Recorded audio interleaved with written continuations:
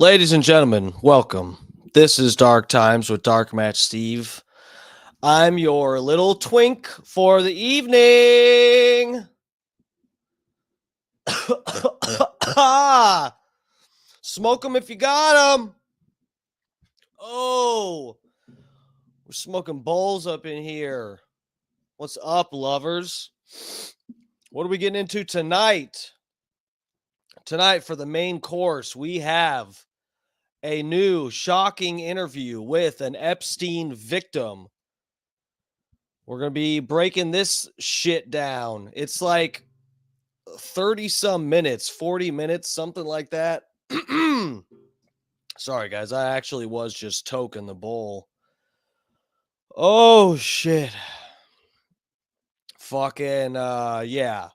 We're going to be breaking this down. I don't know how factual all of this is. So this is something I have not pre-watched. I stumbled across it and I was like, okay, let's check this out. We'll save this for the stream because I was seeing other people's reactions to it in the thread. And I was like, oh, this is a little intriguing, what people are saying. And then the fucking hashtags the guy put and other people responding to it gave the impression supposedly this lady is going to get into, she had some weird experience with, beyond just getting, diddled. She had some crazy experience. And then somehow this interview is supposed to tie in UFOs, aliens, DNA, cloning. Now I don't know how crazy I should, I don't want to take a detour too early or whatever, but this was like Epstein was into all kinds of crazy shit. And we'll see when we get into this. We'll see what this lady says. And I'm not saying that I believe everything she says or whatever. I mean, we'll say it's just like, you know, it I don't know. I don't know what all she's going to hint at. I truly have not watched this, but I know that there are people that have varying theories about different shit Epstein supposedly was or is into. There's some people that don't even think he's dead. But yeah, he was definitely. There was something I was fucking reading, which I guess maybe I should have looked for it. I've been busy, guys, but and I just stumbled across this like right before I made the thumbnail. I was like, "Ooh, I want to get into this. I want to watch this." So anyway, we'll check it out. We'll see what this bitch says. Believe all women. No, so I don't know. I don't know how deep she's gonna get into it, but supposedly Epstein was he had like he was collecting DNA information, data on DNA, and supposedly trying to clone himself and stuff like that.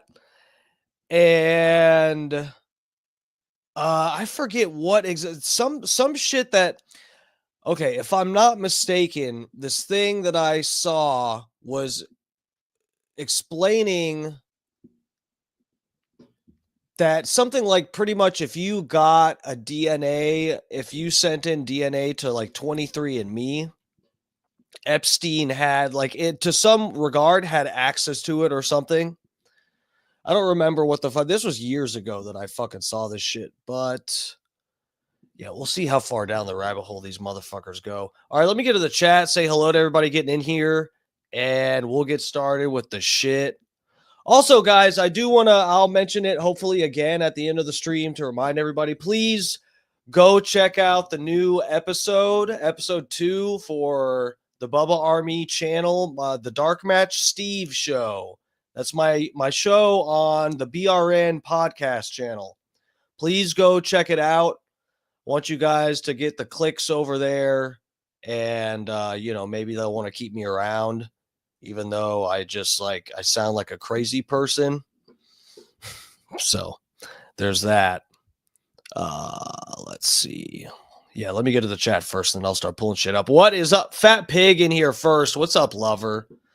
Thank you for joining us, Fat Pig. That's Boo right there. Big E's up in here. A Big Earl, Michael Earl. God damn. I need to take another puff. Fucking yo DMS. What y'all really want? Bob Cook's up in here. Ladies and gentlemen, Snizook Slizair has entered the chat. He's here. What's up? What's up? Oh, wait, what does it say? That Alex Clark chick that was just on Stein's live stream is so hot she could turn Dark Match Steve straight, brothers. Dude, she was hot, and she is pretty much exactly saying this all the same kind of shit that I agree with. And I like the fact that she's anti-birth control too. Did you see all of Alex Stein's show? The thing with the birth control is really intriguing. So one God, I forget.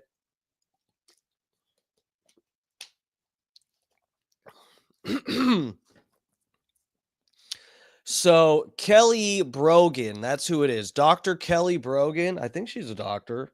She has a clinic. I don't know. Anyway, Kelly Brogan is her name. Check out Joe Rogan's podcast with Kelly Brogan. For real, guys. Write that name down.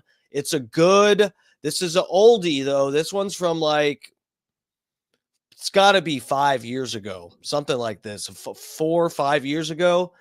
Joe Rogan had Dr. Kelly Brogan on, and I think she's some kind of psychologist, something to that regard, but someone that focuses on basically she focuses on treating people with diet.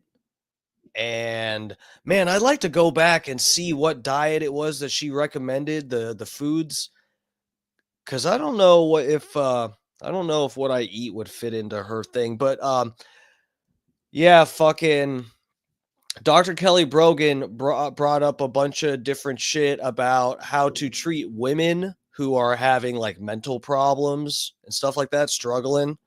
And a lot of the way that she treated stuff was just having these women drastically change their diets. And basically they'd be almost like I don't think she called it detoxing because that word is kind of really thrown around and stuff. But she would have these women go on these crazy strict diets that, wasn't like something unrealistic, but it was just like you have to eat these certain foods and have to stay away from all this other bullshit. Definitely like wheat and fucking, she gets into all this and how these women end up overcoming mental problems and all kinds of shit like that. And one of the things she was talking about, and I'll never forget this because it was crazy. First time I ever heard any of this shit, but she was talking about birth control for women is actually pretty bad. And I'd never really heard anyone break it down like this, but one of the things, and this the lady, what was her name? Alex Clark, that was on Stein's show just now. She was talking about women on birth control being attracted to different men. And one of the tests they did for this is actually called the t-shirt test. So these women would actually, if you're not on birth control, you are attracted to a certain kind of men, and women especially go by scent. And this is a cue for or a clue for straight guys out there. You gotta be smelling good because this is like a crucial thing for attraction for women. But it's like I don't know that it's not like you should cover yourself in fucking Bubba Army cologne or something so that the women flock to you. It is an actual thing that men secrete a certain smell into their clothing and stuff, and women can actually smell a shirt and like I forget exactly how they did the test. Now I'm gonna butcher it, but basically it's called the t-shirt test. These women they they um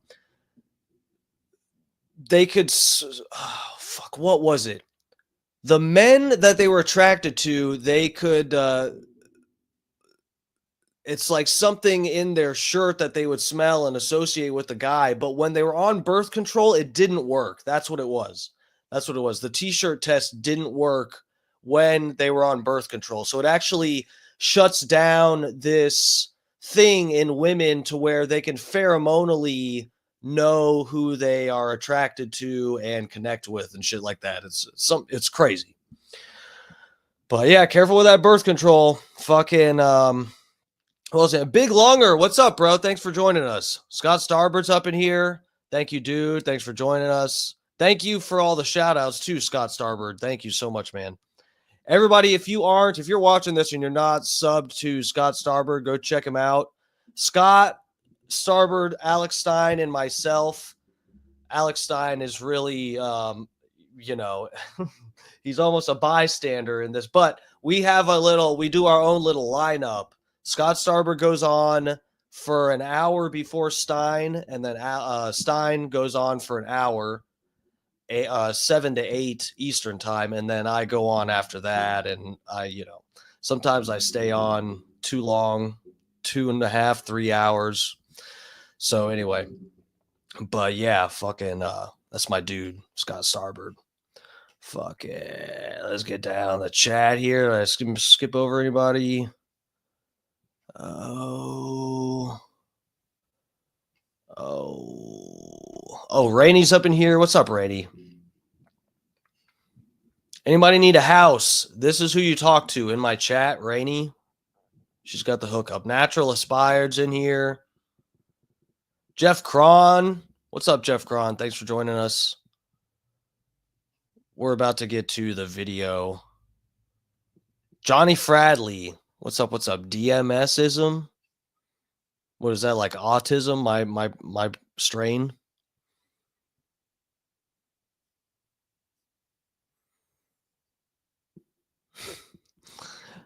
That's a punchline to a joke, right? I forget the joke. Um,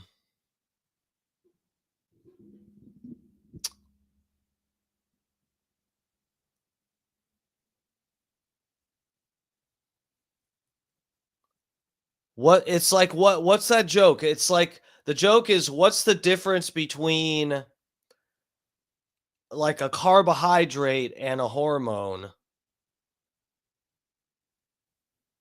Um, you can make a carbohydrate, but you can't make a hormone or something like I forget what it does. Yeah, yeah, yeah. What's up? What's up? Oh,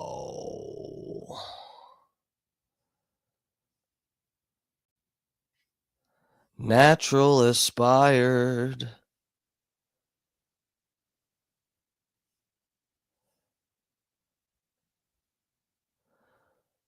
Oh. what the fuck?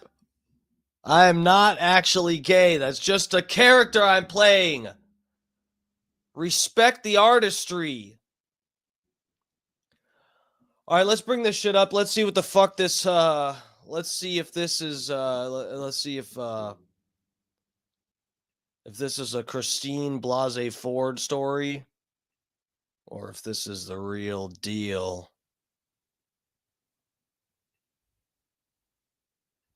All right, so where do I have? Yeah, it's on Twitter. It's on Twitter. So let me pull it up here. So this is when you look this bitch up. Oh. All right, I had to pause it. Twitter starts playing stuff when I pull it up and whatever. Her name is Juliette Bryant. So I'm not that familiar with Juliette Bryant, Epstein victim. Okay.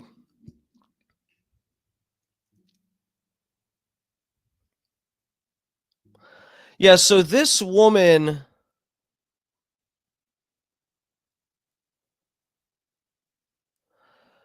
I don't know that everything she's going to say is real, but I was not familiar with this woman's name. But it does appear that she is an actual victim. It's not like she's a crazy person. Like guys, there's this no, we're not going to go off on a detour here. We're not digressing too bad. But this appears at least that she's a real victim. I'm not that familiar with the case, but do you guys know okay, I'm not I actually I won't go down that road. Let's just get into the video here. So, here I'll pull this up.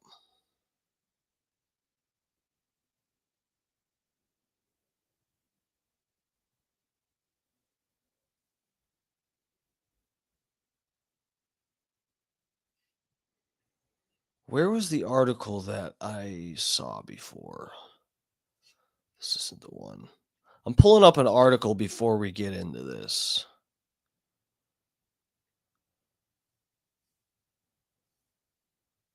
Okay. Is this all right. Jesus fucking Christ. This Jesus Christ, this is all ads. Okay, I'm getting out of here. This is scary. I can't even see anything.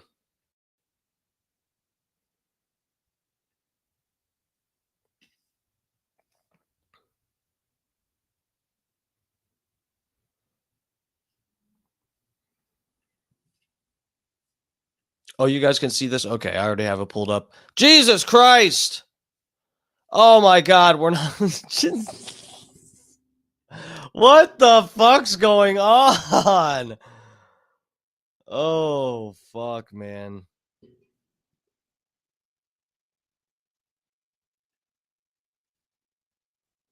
Is this gonna do the same thing? Is it gonna make me subscribe? Jesus Christ. Can't even read. Can't read anything, can't see anything. There's ads everywhere. Holy fuck, guys. What happened to the internet, man? What happened? Everything is just ad space. I'm so fucking sick of it. Franklin Hawks, what's up, bro? How's it going? We're literally just looking at ads tonight. That's what the show's going to be. We're just going to watch. We're going to look at every little ad that pops up and click on the website and purchase whatever it is. Fuck me. So Juliet Bryant says Jeffrey Epstein fed off victims' terror.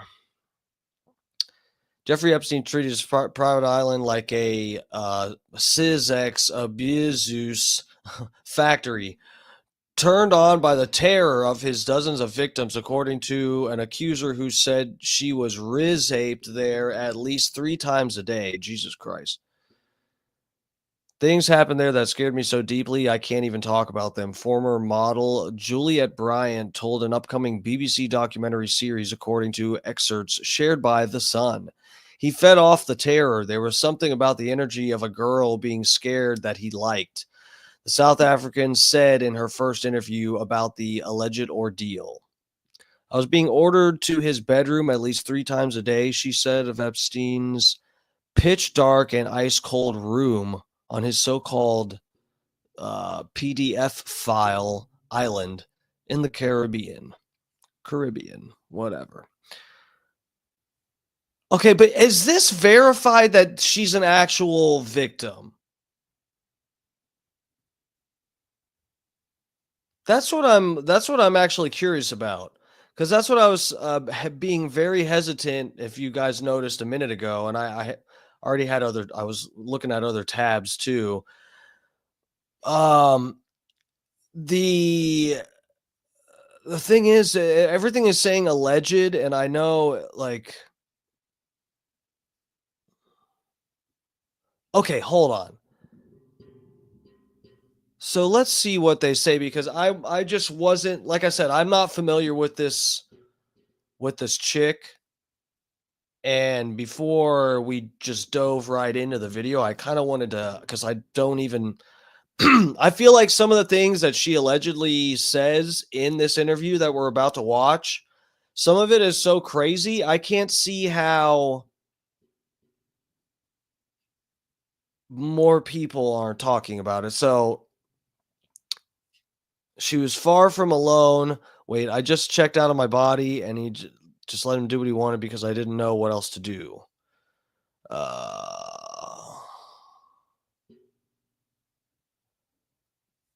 Upcoming BBC documentary. When was this? April 1st, 2022. Okay.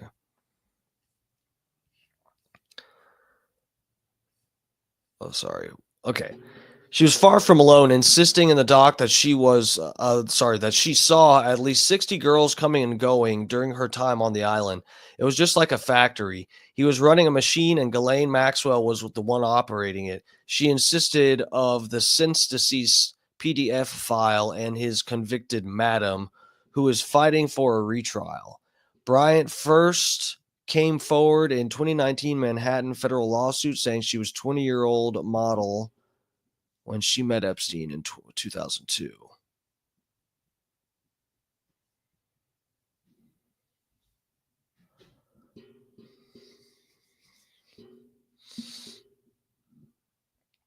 Victoria's Secret, Lex Wexner. Remember, guys, we looked into that the other night.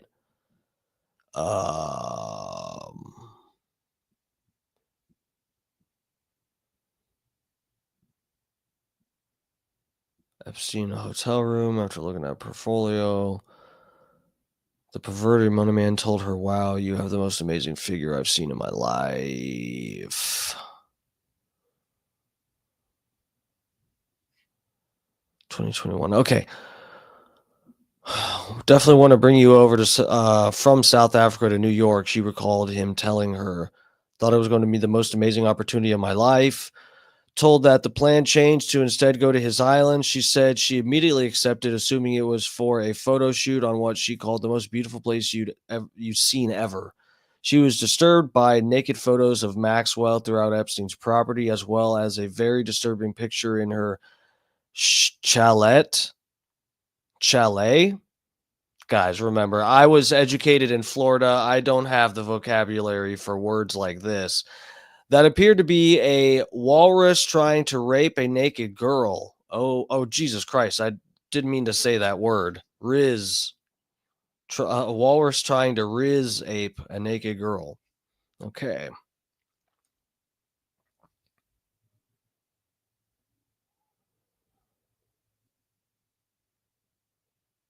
Um, we were watching a movie and this other girl was there and she started performing a act on him while I was sitting next to him, Bryant said, according to the report. I was absolutely petrified, but I was so young and I never seen anything like that, so I ran out of the room and I was crying. I just didn't know what to do.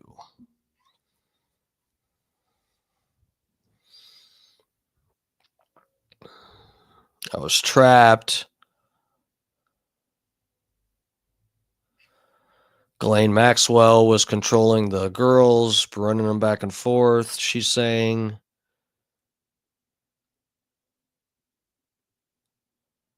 No one ever disobeyed. No one ever stood up to them. Everybody was scared.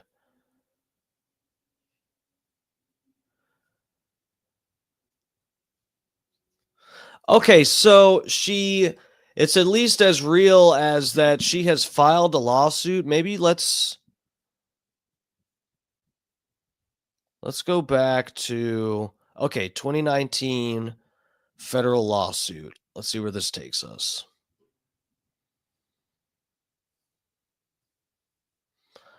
I guess we can't read it because they have shoes in my fucking face. God damn. New Epstein accuser says he asked for Nizud photos just a month before his arrest. What the fuck?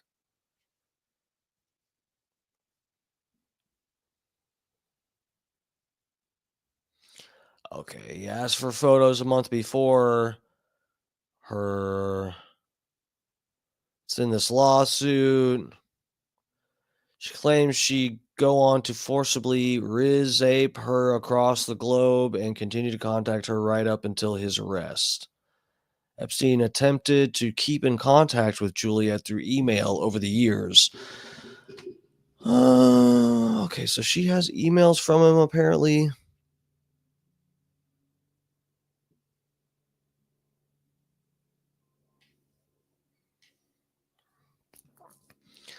Hill asked Juliet if she'd like to meet Epstein, who, god damn it, who she called the King of America, the court papers read.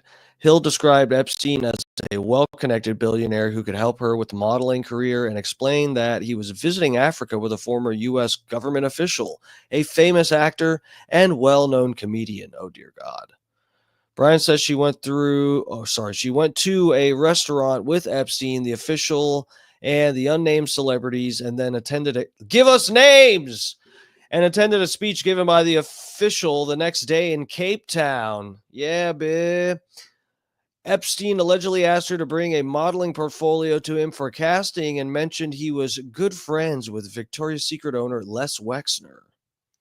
Which now we know Wexner gave him control over a bunch of shit, like power of attorney or something, right? To distance himself from what Epstein was up to. Jesus Christ. Travel to New York City. Okay. So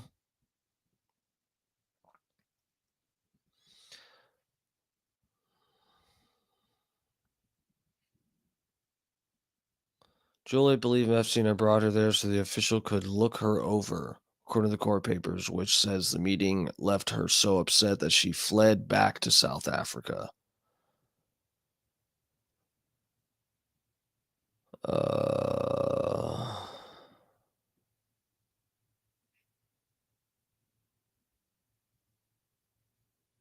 Huh. Epstein's estate announced it intended to launch a compensation fund to pay off accusers. All right, so I don't know. The New York Post at least seems to, they're just like,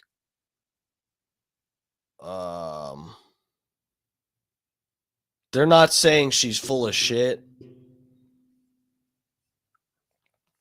I'm just worried about disinformation. Maybe I'm being too careful here. Let's just move on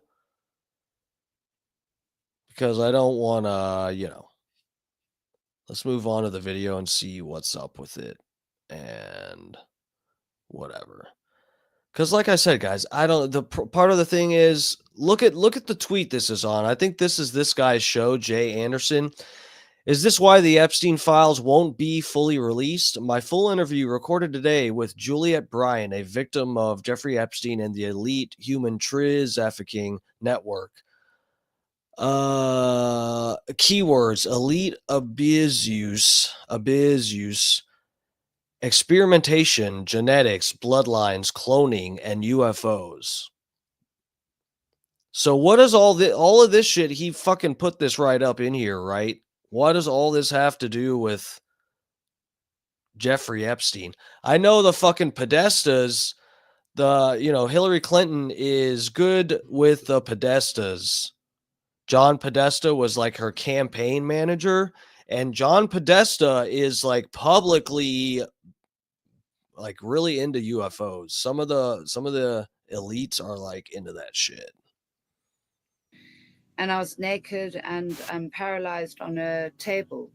And there were 6 people in hazmat suits around me, and then there was like a female doctor standing behind my head. And I couldn't move and I couldn't talk, but my eyes could move. And sorry, it's actually really hard to even talking about that because I had such bad panic. It's okay. I'm sorry. I mean, I got taken to New Mexico, to New York, to Paris, to Palm Beach, to the island. I got taken to all the properties. The problem is if they release information, it's going to break people's minds. It'll bend their brains. A lot of people won't be able to handle it. So I suppose that's why they don't know what to do. Because if they release the truth, all hell will break loose.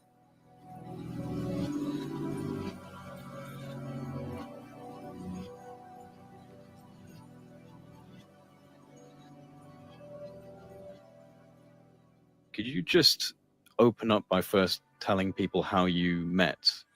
So is this disinformation? Is this a disinformation campaign to distract us from who's really behind the Jeffrey Epstein stuff?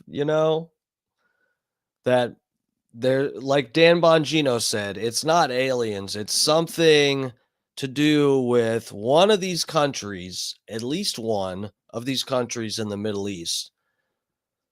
Could be like Egypt or Syria or Jordan or some country close to there. I don't know. That's what Dan Bongino said, basically. Or was it aliens? It's aliens, probably. Jeffrey Epstein, when and where and how did this take place? Well, I met Jeffrey Epstein when he was in South Africa. He was with Bill Clinton and Kevin Spacey and Chris Tucker at the time. What happened is a girl approached me at a bar and I was doing... Damn! She did drop the names. So I guess this is where the Chris Tucker name came from, because I remember hearing that he supposedly there was something claiming that he was there. Chris Tucker, holy fuck, man. Modeling at the time. It was 20 years ago, and then she asked if I'd like to meet a man who's best friends with the owner of Victoria's Secret, Les Wexner. She told me that Jeffrey Epstein owned his own island in the Caribbean, and he was here with Bill Clinton, and it would be a very good idea for me to meet him because they were, they scouted models. So they had a modeling casting, and I went along with my modeling. Bill Clinton scouts models? What the fuck?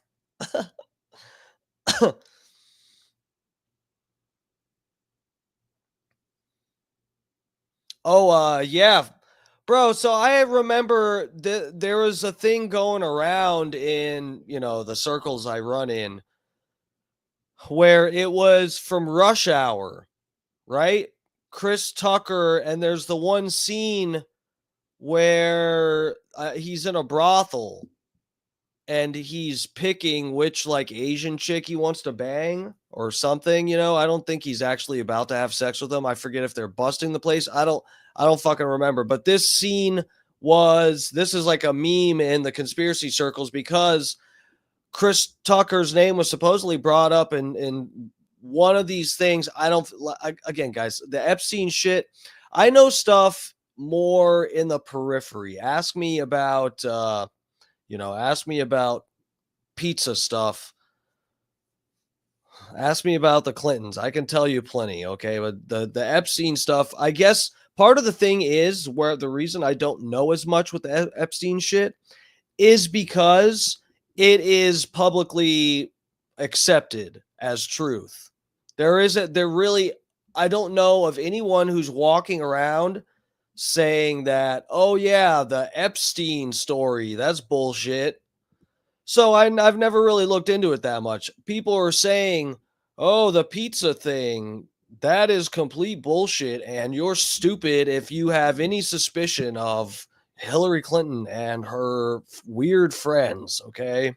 You're a piece of shit, in fact, because some guy showed up at the pizza place and shot around into a closet. And, you're promoting violence if you talk about the pizza thing. But anyway, yeah, Chris Tucker and the fucking in this meme, and it's a clip from Rush Hour where they're picking out people in the fucking brothel. So anyway, yeah, I looked into the pizza stuff because people say it's bullshit, and I wanted to know the truth for myself. I don't know as much about the Epstein stuff. Book. And while they were doing the modeling casting, there were 3 women posing as modeling agents. They said they were from Karen Models. Their names were Sarah Kellen, Andrea Metrovich, and I think the other girl was Cindy Lopez. I'm not too sure about the third one because I just saw that she was there at the same time from the flight logs. But, Sarah Kellen and Andrea Metrovich were there when I was taken there. So, yeah, what happened is while they were doing the modeling casting, Bill Clinton walked through the room and he said, hi, everyone. So he witnessed the modeling casting that was being staged.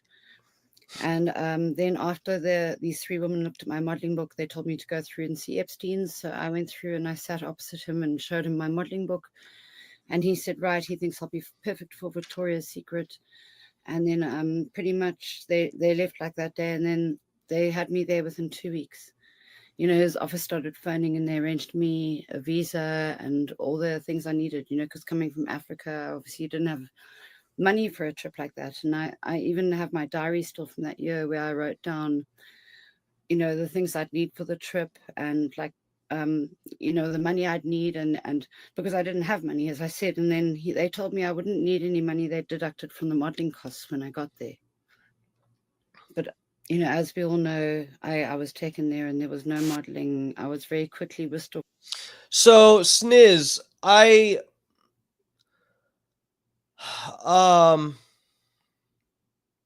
don't know what to think about Epstein, man. I think it's unlikely that he deleted himself, I don't think I'm supposed to say certain certain words to describe that, but I deleted himself. I don't think there's various reasons. I find it unlikely that he actually did that. And beyond that, I kind of don't think, I don't know, man. Some of the pictures and stuff that I've seen that are supposedly of his body and then comparing to pictures of him alive not too long before he, was locked up and stuff. Some of the pictures of the body, it just doesn't look like him. I don't know. But again, guys, I'm not that balls deep into the Epstein stuff. But guys, something weird happened with Ghislaine Maxwell too. So I can't go down this fucking rabbit hole, but I'll find one of these nights when we're talking about Epstein, I'll prepare well and I'll find this picture and this guy's Instagram and everything, because there's a whole conspiracy with Ghislaine Maxwell getting locked up and pictures of her at In-N-Out Burger. Do you guys know the In-N-Out Burger conspiracy thing? So I'll break this down some other night, but guys, Ghislaine Maxwell, we all know the picture. Let me pull it up.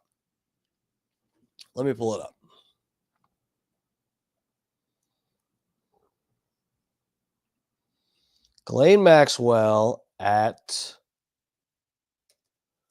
In-N-Out.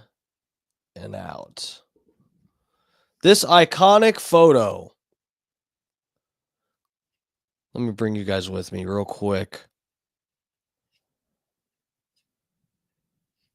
Okay. This photo. So, and there's a few pictures of her from here.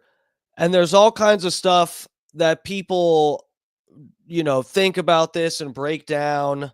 Let's see if we can get the full, or at least blown up some. Where are we? Okay. So she is, get Amazon Prime, guys. Oh, fuck, man. Okay. So she is supposedly reading some fucking book, and people made a big stink about this book. Oh, you guys are. It took us to another tab. All right, here we go. So people made a big stink about this book, and it's about, like, this book is like about some CIA shit, someone being offed in the CIA and some bullshit, something like that. If you look at the full picture of this, which it's not showing us for some reason, but look at this. There's 2 drinks on the table. So a lot of people think that she was there with somebody, if it isn't one of these photographers taking the pictures.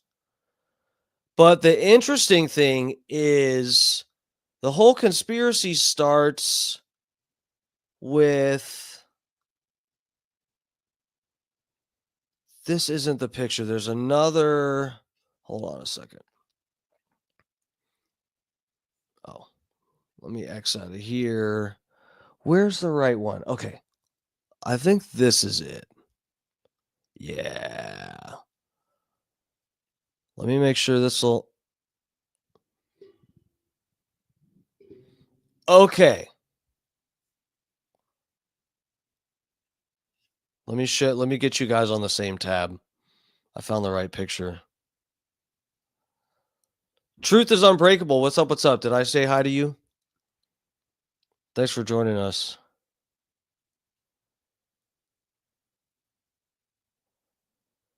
Brutal Muffin Man. Thanks for joining us. What's up? What's up? I'm just showing you guys a weird thing with Ghislaine Maxwell, and then we'll get back to the video. Okay. So, I don't have this other picture on hand right now. But I could maybe try. God, I don't know how the fuck I would find this. I know I have the picture saved. I have this picture saved in my phone, but I think it's way down in my photos. It'll take me at least a few minutes to go down and find it. But look at this picture, guys. This is Ghislaine Maxwell sitting at In-N-Out Burger. She's reading this book about like a CIA asset getting assassinated or taken out or some bullshit like this. In the background, which I don't know how well you guys can see it. No, that doesn't make it any bigger. Let me get back over here. Can I actually? Okay. All right. That's good. In the background there, can you see just above the bushes here? This ad that's on here. And I think there's something else in the picture. I forget, but this ad that's on this bus stop, this is fake. This is edited in. This fucking guy. So the day after, these photos were taken, multiple photos of Ghislaine Maxwell were taken at this In-N-Out Burger while she's sitting there reading. Clearly, there was somebody else sitting here. They didn't hide the drink, but they hid the tray of food under here. I don't know what the deal is with that. There's something up with that. Another phone there. Who she was there with. I think you're supposed to be. I think the pictures are supposed to make you ask these questions. Okay. Because why the fuck else would they be taken like this? The person obviously got up from the table during this little photo shoot, left their fucking phone there. Maybe that's her phone, but there's definitely another fucking. Yes, that's a food tray. That's the same. That's the same kind of tray. It's got the lip down there. But this ad is fake. The reason we know, and this is the crucial thing, the reason we know this is not what it's supposed to be. Good Boys. I don't know if this was a movie or what that is, but that ad is edited in because there's a guy, as a joke, this guy who must have lived in this area or known what in and out she went to. This guy that has a haircut that's similar to her. It's like a pasty white guy, wore an outfit looking just like her. And as a joke, he sat at the same table and took a picture at the same angle. And the ad that is on the bus stop in his picture, which his picture is unedited, the ad that is in his picture is different. The ad on the bus stop. It's a completely different thing. This does not look like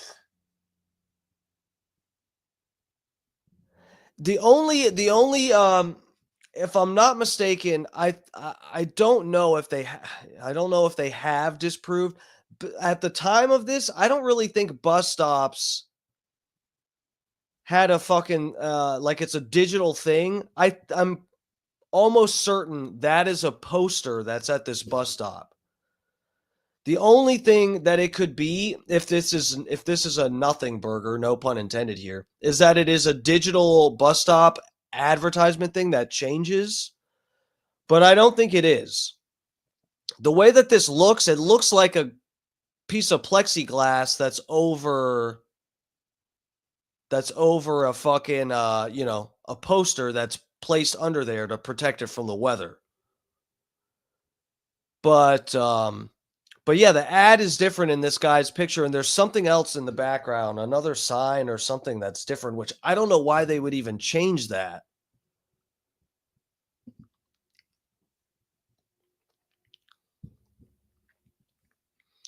So I'm almost feeling like she is not even in jail.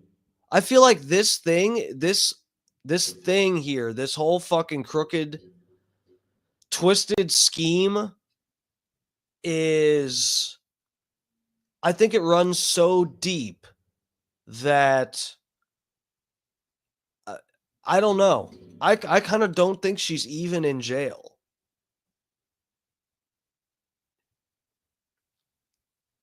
And I know that's probably the more paranoid side of me that's speaking to that, but hold on.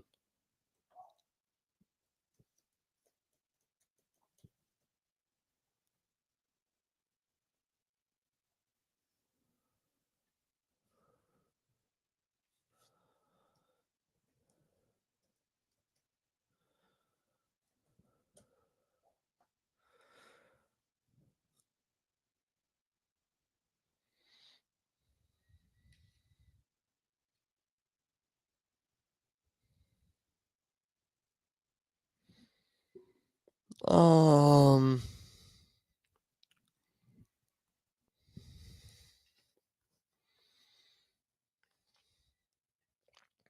Guys, I'm going to have to find this later.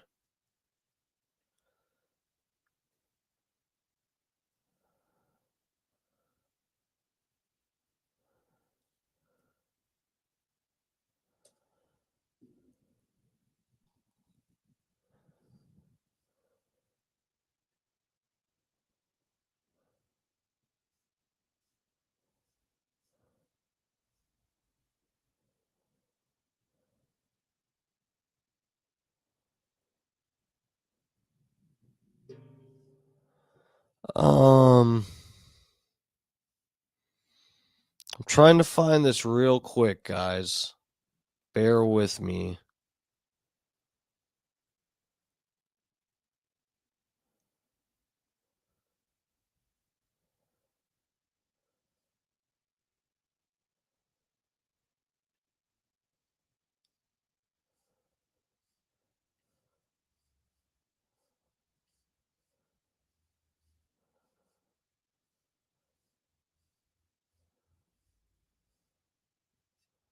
Holy shit, did I find... Hold on a second.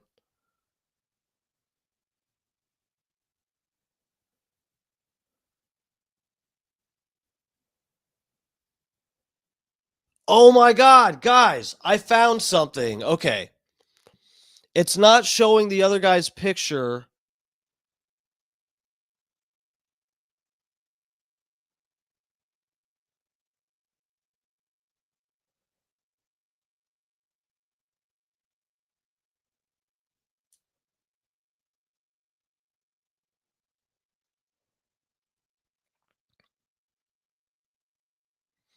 Oh my god. Guys, I found something. Let me pull this up for you. I knew it was worth it just taking a look because now I don't sound crazy. But I have to find this guy's picture because all these people are pretending that, oh, we went to the location and we are us reporters. We're basically detectives, you know? And so we sniffed this out. Guys, everybody that knows about this, that is pretending that they figured it out, they know about this because of the guy that took the parody picture. There's a guy that kind of looked like Ghislaine Maxwell and had an outfit like hers or went and bought one. The thing is, his picture was up the next day. His picture was up the next day, and it was the same angle, same location, same outfit, and this ad on the bus stop is different, which leads you to ask, why was this edited? Why is the media, or who in the media precisely, is editing pictures of Ghislaine Maxwell, and for what reason? Why would they edit the fucking ad on the bus stop to be something different? And it's something trivial, right? All right, let's look at this. Up to the top. Discrepancies in the photos of Ghislaine Maxwell at In-N-Out Burger suggest they may have been photoshopped. Guys, am I nuts or am I onto something? For money, yeah, no, Sniz, that's they may have paid them. I doubt it's like that. I think that this may be just an actual circle of freaks that have people in all kinds of places on all kinds of levels. Money, yes, but the thing is, I'm asking the more grand motive. Why would the ad in the background be different in Ghislaine Maxwell's photo that she took these? It was a photo shoot, guys. She was sitting there with somebody. The person got up, they took pictures, and these were put out into the press. It's usually always for money. Yeah, but yeah, no. I see what you're saying. But the thing is, what would be the motive of changing the poster? What's the motive for Ghislaine Maxwell and Jeffrey Epstein to change the poster in the background of a photo? Well, this is what I think happened. I think that Ghislaine Maxwell took that picture ahead of time, maybe if... Well, let's read this article because they talk about when the ad was put there. And I was right. It's not a digital poster. It is a paper poster that's under like plexiglass. Here, I'll blow it up a little so you guys can read it too if you want to just skim along as I read. All right. So let me get back to this tab. All right. Discrepancies in the photo shoot. All right. Let's check this out. So Ghislaine Maxwell, a trafficking associate, was missing ever since Epstein was arrested weeks ago. That is until the New York Post claims to have found her in Los Angeles eating a burger. Guys, the New York Post just happened to stumble across Ghislaine Maxwell. Yeah, fucking right. Yeah, right. Daily Mail visited the In-N-Out Burger where Maxwell allegedly ate it, found some discrepancies from the photos. A representative for an advertising agency oversees a bus stop poster in the Post photograph thinks the photos were photoshopped. That and other seeming discrepancies raise questions over whether the photos are real and where Maxwell is. So, what is the point? What if this picture of her with the different ad in the background, which is this, and you can't see the full, I showed you guys the picture. What if the picture they took of her is not edited? What if that is an ad? Guys, what if this picture is like years old? Wouldn't that would add to that adds, if that is true, we can't prove any of this, but if this was an ad, what's Good Boys? That's what it says, right? Hold on. Let me bring you guys to this other tab again, so you can look at the same picture with me. We're doing a little investigation ourselves. See, this is why when I started talking about this, I was like, man, I think I'm crazy, because as I'm explaining it, I'm not remembering it right. And now I sound crazy to myself, but now this is all making sense. So why would they fake this picture? If this picture is old, the New York Post released it after she was missing for a while. Guys, she was just missing after Epstein got arrested. Because what? She knew they were coming after her or whatever the fuck. She knew she needed to disappear. She probably, when she knew Epstein was going to get busted, she did this photo shoot. Probably when this poster behind her, this is a fake poster back here. This poster, when they went the next day after she took this picture, people went down there and the poster is different from the other pictures taken. And also this article is saying they actually talked to the ad agency that runs this bus stop and that this is not the right poster that should have been up. So either they photoshopped it or this is an old ad and she disappeared. She fucking took off, went to some other fucking island that the feds are pretending they don't know about, okay? And she's there safe and sound, or wherever the fuck, in some goddamn country that no one gives a fuck to even look for sex traffickers, okay? She fucking disappeared. That's why the ad is different. She did this little photo shoot at In-N-Out Burger and had these little clues like the book she's reading and, oh, why are there 2 drinks and why is there a food tray that's hidden on the seat next to me? You guys might want to look into that. She releases this. It's real cute, but the bitch is long gone. And so is this ad behind her. Now, let's go back to the article and see what they say about it, because they actually said in here that they got in touch with, is this the right one? Hold on. Yeah, this one. Okay. They actually talked to the ad agency. Okay, back up to where we were. In the weeks after Epstein's arrest and self-deletion, Ghislaine Maxwell remained a mystery. Okay, no one knew where she was. The woman who hasn't yet been charged with a crime related, this is back before she was charged, hasn't been charged yet with a crime related to Epstein's alleged trafficking, seemed to have gone off the grid. She had left the home of a tech CEO she befriended and was nowhere to be found. New York Post found her in the unlikeliest of places, the In-N-Out Burger in Hollywood, calling them the first photo since Epstein's death. The Post reported that Maxwell was scarfing down a burger, fries, and shake a la fresco at an In-N-Out Burger on Monday, August 12th, while reading a book about the secret lives and deaths of CIA operatives. Okay, I did remember that part right. I'm not a complete crackhead. The photographer told the Post that Maxwell was perfectly friendly, very lovely, and that Maxwell remarked it would be the last time she would eat there. Oh, Jesus Christ.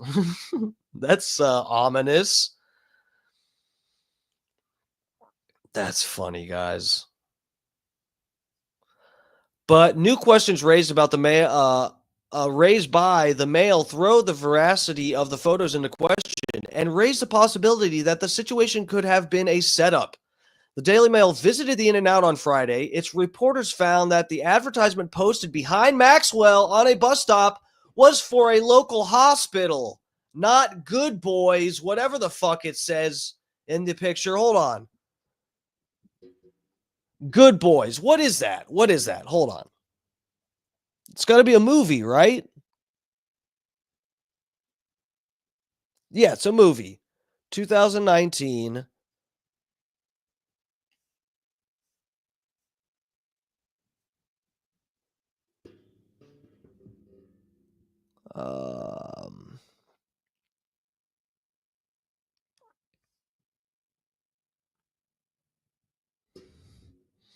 Oh, what is it? A show? Okay, so it is a show, and I guess it is.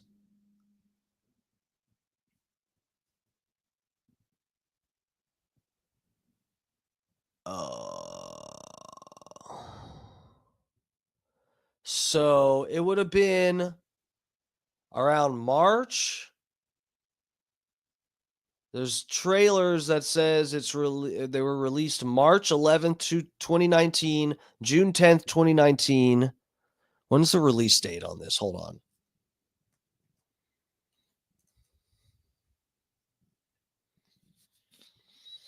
Okay, so yeah, August 16 of 2019. When? Let me look up.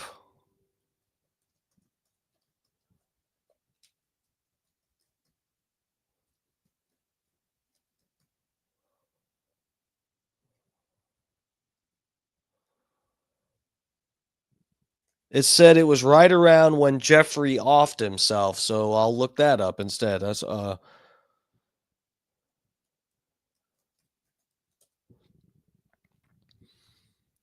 August 19 or August 10th, 2019. And that Good Boys movie came out right after. What the fuck?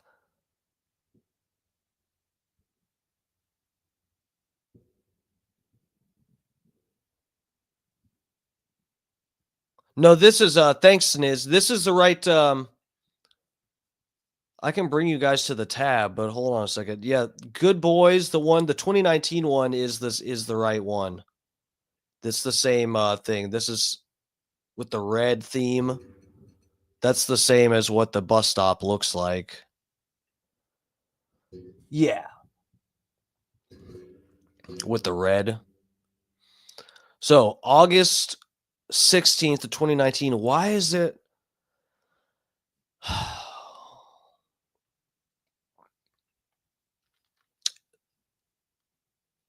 Okay, so I guess they could.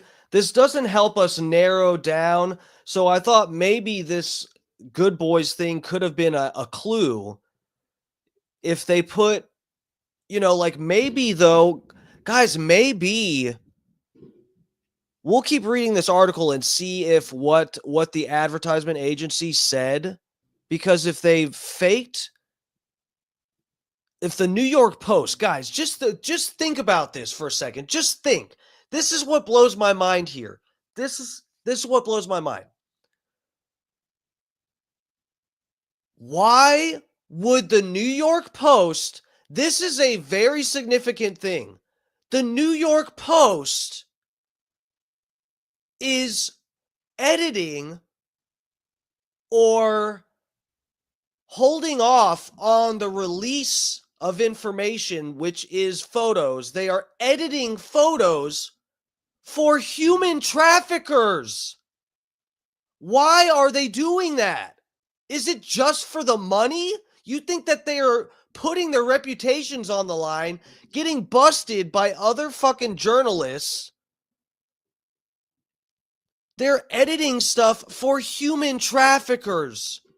Why is the poster different, guys? Why is it? There's a reason. This ad, I could be crazy, but she said weeks after. Would they keep the ad up even after the movie is out? I guess so. But it's like this is the thing.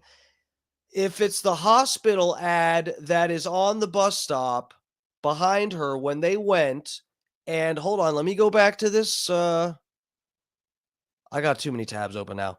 Hold on, let's go back up. So, August 12th,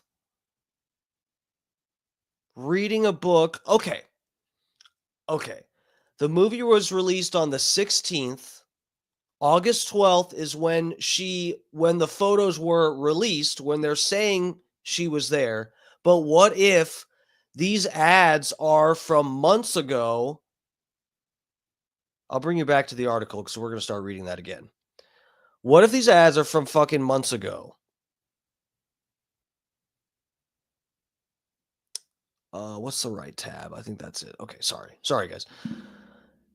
If the ads are from fucking months ago, then that gives her time. So she can fucking get her shit together, get the fuck out of this country to whatever goddamn secret island. And then she puts in a call to the New York Post. Hey, release those photos you guys took of me at In-N-Out. Release them today. So it's not that they edited the picture of the ad. It's that it's from a different ad cycle for this bus stop. Okay, let's read more of the article because I could be speculating too much and they have the answers already. But anyway, the woman who hasn't yet been charged with a crime. Okay, we read that.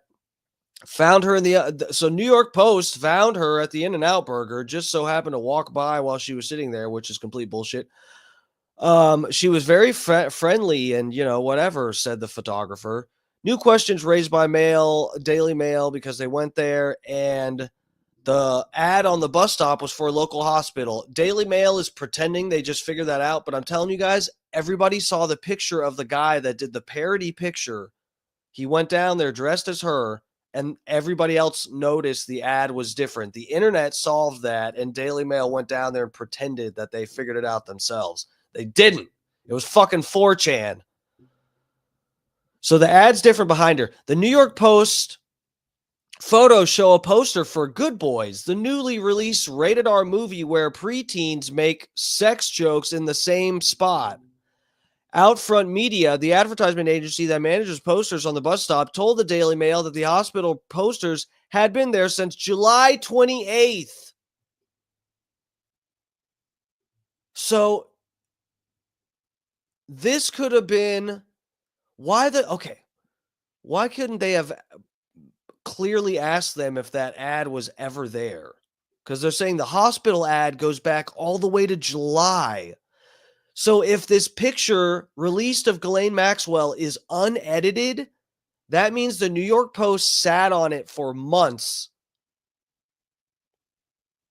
Or no, for almost a month. Yeah, I'm an idiot. They said this is July. They said it's August when the pictures of her got released. August 12th. Right? And this is July. So the fucking poster could have been from however a month or longer before. Carly Zip, a representative for Outfront Media, said she thinks the picture was doctored. We think the poster in the Maxwell picture was photoshopped in. Zip told the Daily Mail, we checked and we have no evidence or record of Good Boys ever being there. Jesus Christ.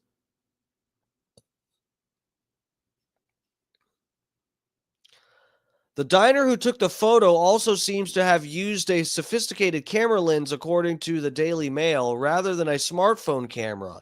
It raises the possibility that the photo was taken by a professional photographer rather than a regular diner who accidentally recognized Maxwell, as the Post claims. So this was a setup, guys. New York Post didn't immediately respond. Let's see. There are other issues with the photo, as the Daily Mail pointed out. In one of the photos, Maxwell has 2 drinks on the table. Hello? Guys, I'm on this shit. In one of the photos, Maxwell has 2 drinks on the table with her, yet the Post reported she was sitting alone. Guys, holy fuck, man. One cup is red, which is the standard cup for sodas. The other cup sitting closer to Maxwell is green for shakes. Well, she could have had 2, but the thing that gives it away for me is the food tray is on the seat next to her.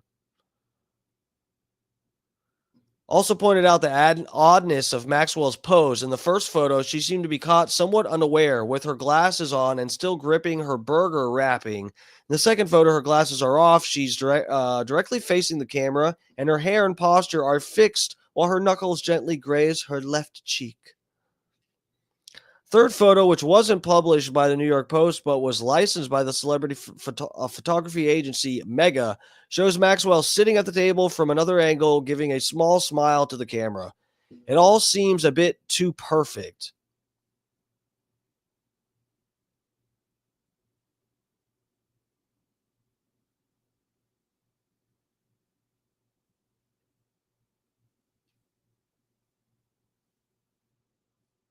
Is this going to have the guy's picture? Oh, come on. Please tell me you guys... You guys didn't put in the guy's picture, the joke picture? What kind of fucking... You guys suck.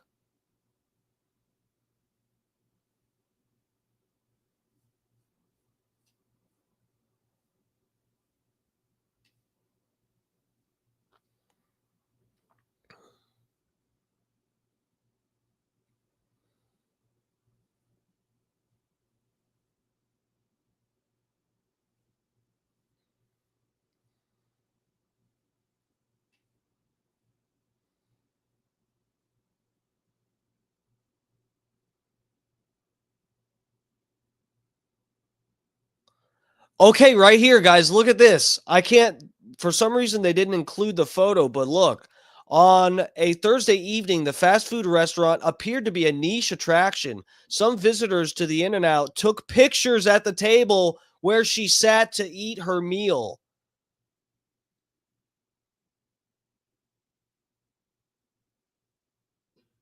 So all these fucking people were taking pictures there. And even in this picture, you can see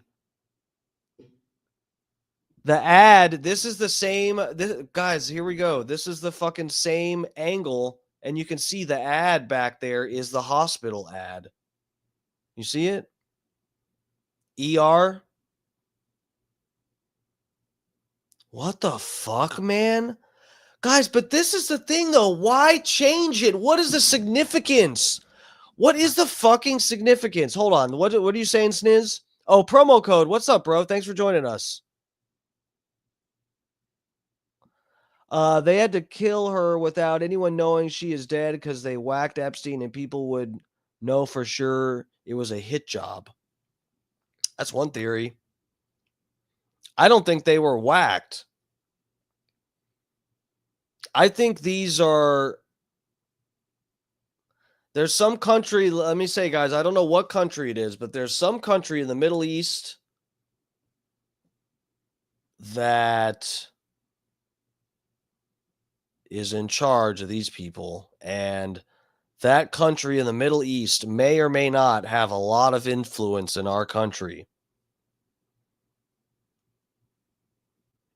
There may or may not be a representative for Middle Eastern countries that are whispering into the ears of all of our politicians. I don't know which country that is, but yeah. All right, let's get back. I've digressed way too far. But guys, I bet most of you guys in the chat didn't know about all this shit. Y'all didn't know.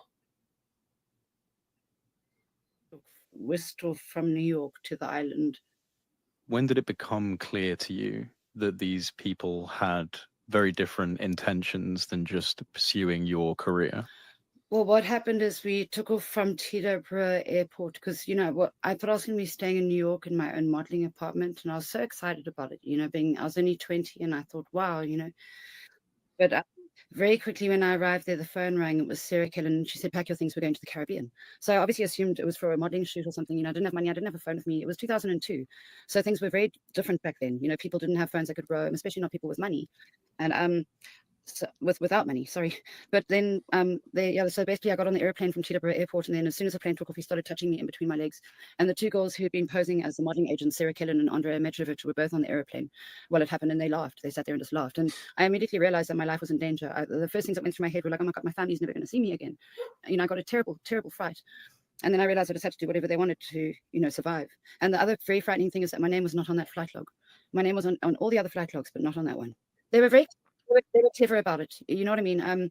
Very subtly, he made it very obvious that I had to do whatever he wanted, and he was going to, you know, use me sexually and stuff. He made that all very obvious, you know, through his the way he touched me and the way with the situation I was in. You know, being around people like that was very, very terrifying for a young girl, you know, who didn't have a lot of money and was just like also just being caught in a horrible sort of trap. Really, they were con artists. Is what they were. Where did they take you when you arrived on the island? Well, I was put to stay in my own chalet there. Right. And on the wall, there was a big artwork of a woman being raped by a walrus. Oh, wow. And the scary thing is, yeah, I'll share it with you. What the fuck? Bro, no way she just said that. I read that in that other article we pulled up, and I was like, you got to be kidding me. Guys, this is not a drill. They like animal stuff too. Artists is what they were. Where did they take you when you arrived on the island? Well, I was put to stay in my own chalet there. Right. And on the wall, there was a big artwork of a woman being raped by a walrus. Bro, what the fuck? Dude. Raped by a walrus. You just reminded me of something. And I need to make a note. Thank you, promo code Lummy. Let me hide that comment, though. I don't think I should have that up on my screen. But thank you for the reminder.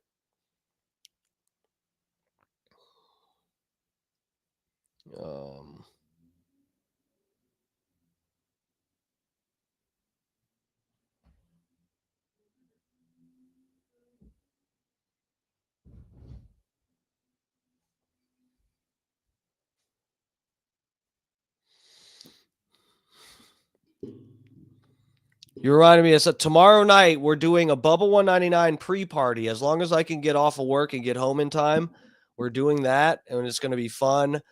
We're going, at least I'm planning, part of what we're doing is we're going to go over some cool music that I like, and maybe play a couple old jams that are Bubba Army related. So guys, stay tuned for that. And then at 8:00, we're jumping over. Like 8:05, I'll probably stream snipe. You know, I'll play Bubba's channel for the intro, and then we'll hop over to Bubba 199. So yeah, tomorrow night, Friday night, it's gonna be a good time. All right, let's play this, bro. This is the kind of shit Epstein has. This is the shit that these guys are into. Woman getting penetrated by a walrus on a fucking iceberg. Oh, wow. And the scary thing is, yeah. Whoa, hold on a second. Hold on. It uncensored it for a split second, I think. Chalet there. Right. And on the wall, there was a big artwork of a woman being raped by a walrus.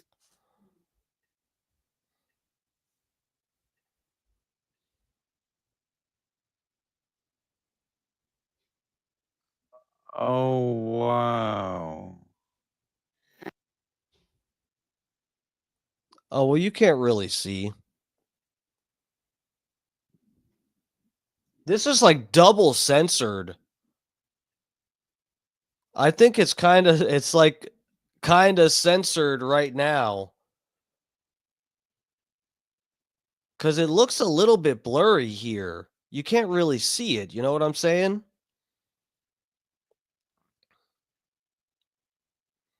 You like that trick? I was right. Oh fuck no! Let's speed it back up again because we're gonna be here. We're gonna be here too late. I'll put it at least 1.25 for And now. the scary thing is, yeah, I'll share it with you if you want to share it. The scary thing is that it's not really a painting. It looks more like a photograph. And the girl's lying on a glacier, and she's got like ECG things here, and she's being basically raped by a walrus. It looks. Yeah, and the only reason I actually took a photo of that is because there was a lizard climbing on the frame.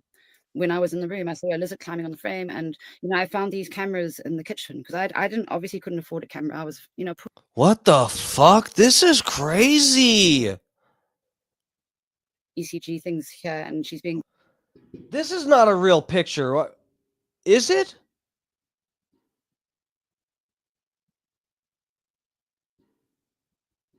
This is not a real picture. See, this looks kind of realistic. That's looks like someone, was drawing and got the reflections on the water really well. But this does not look like a picture right here.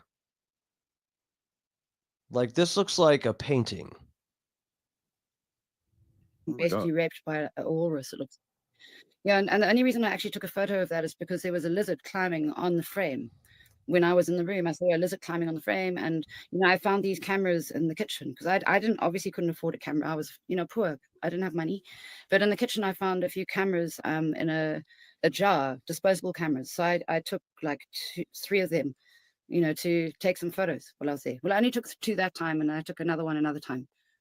But I just took them because I wanted to show my mum, where I'd been. And how long were you on the island this first time visiting? The first time I was there for probably about 5 days. The other strange thing with them is they never stayed to take some photos while I was there. Well, I only took two that time, and I took another one another time. But I just took them because I wanted to show my mum, where. Dude, look at this. Look at this. Now, I'm not trying to be misogynistic or, judging women or whatever. But this girl is supposedly what, 20 in this picture? Something like that. She's very pretty here, okay? She looks like a very pretty girl. But does this, I mean, I'm not victim blaming here like she should have known or something. that it might sound like I'm going there with this, but that's not where I'm going. Okay? What I'm getting at is look how she's not like drop dead gorgeous. Guys, if somebody, let me tell you, and I've been approached for some weird stuff. Okay, guys, and we'll maybe get into this more some other day. I've been approached for some weird stuff. There's weirdos on the internet. One time, me and my gay friend were at a gas station, and we got approached by some guy that was involved with making like adult films. And he was talking to us about giving us cash to strizoke it on camera. Okay? Now, do I think I'm a little bit cute? Yeah. Do I think I'm a catch overall? Kind of.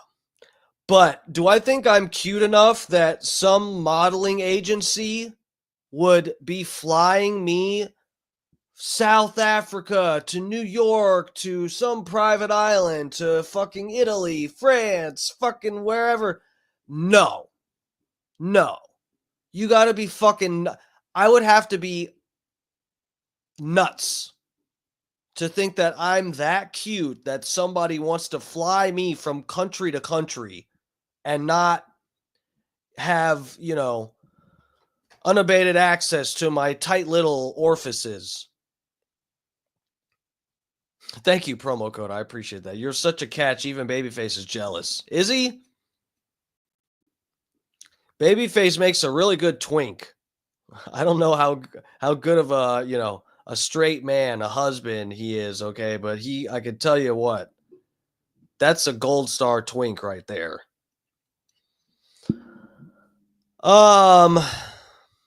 Where were we?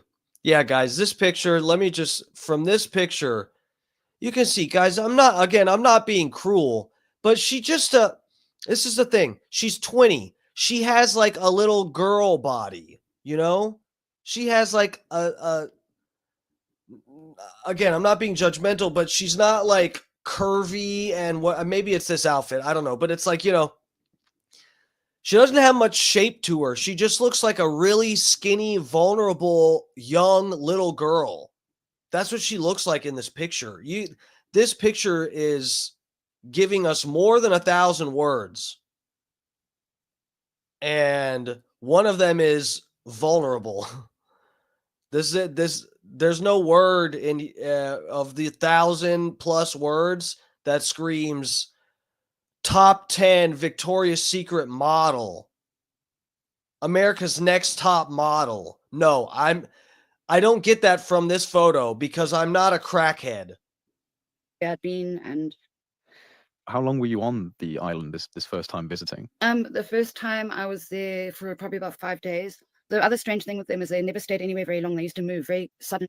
Yeah, when I was taken for these trips, I was taken for 2 weeks at a time. But we wouldn't be told, like for instance, I was in the Caribbean, then we went to Palm Beach.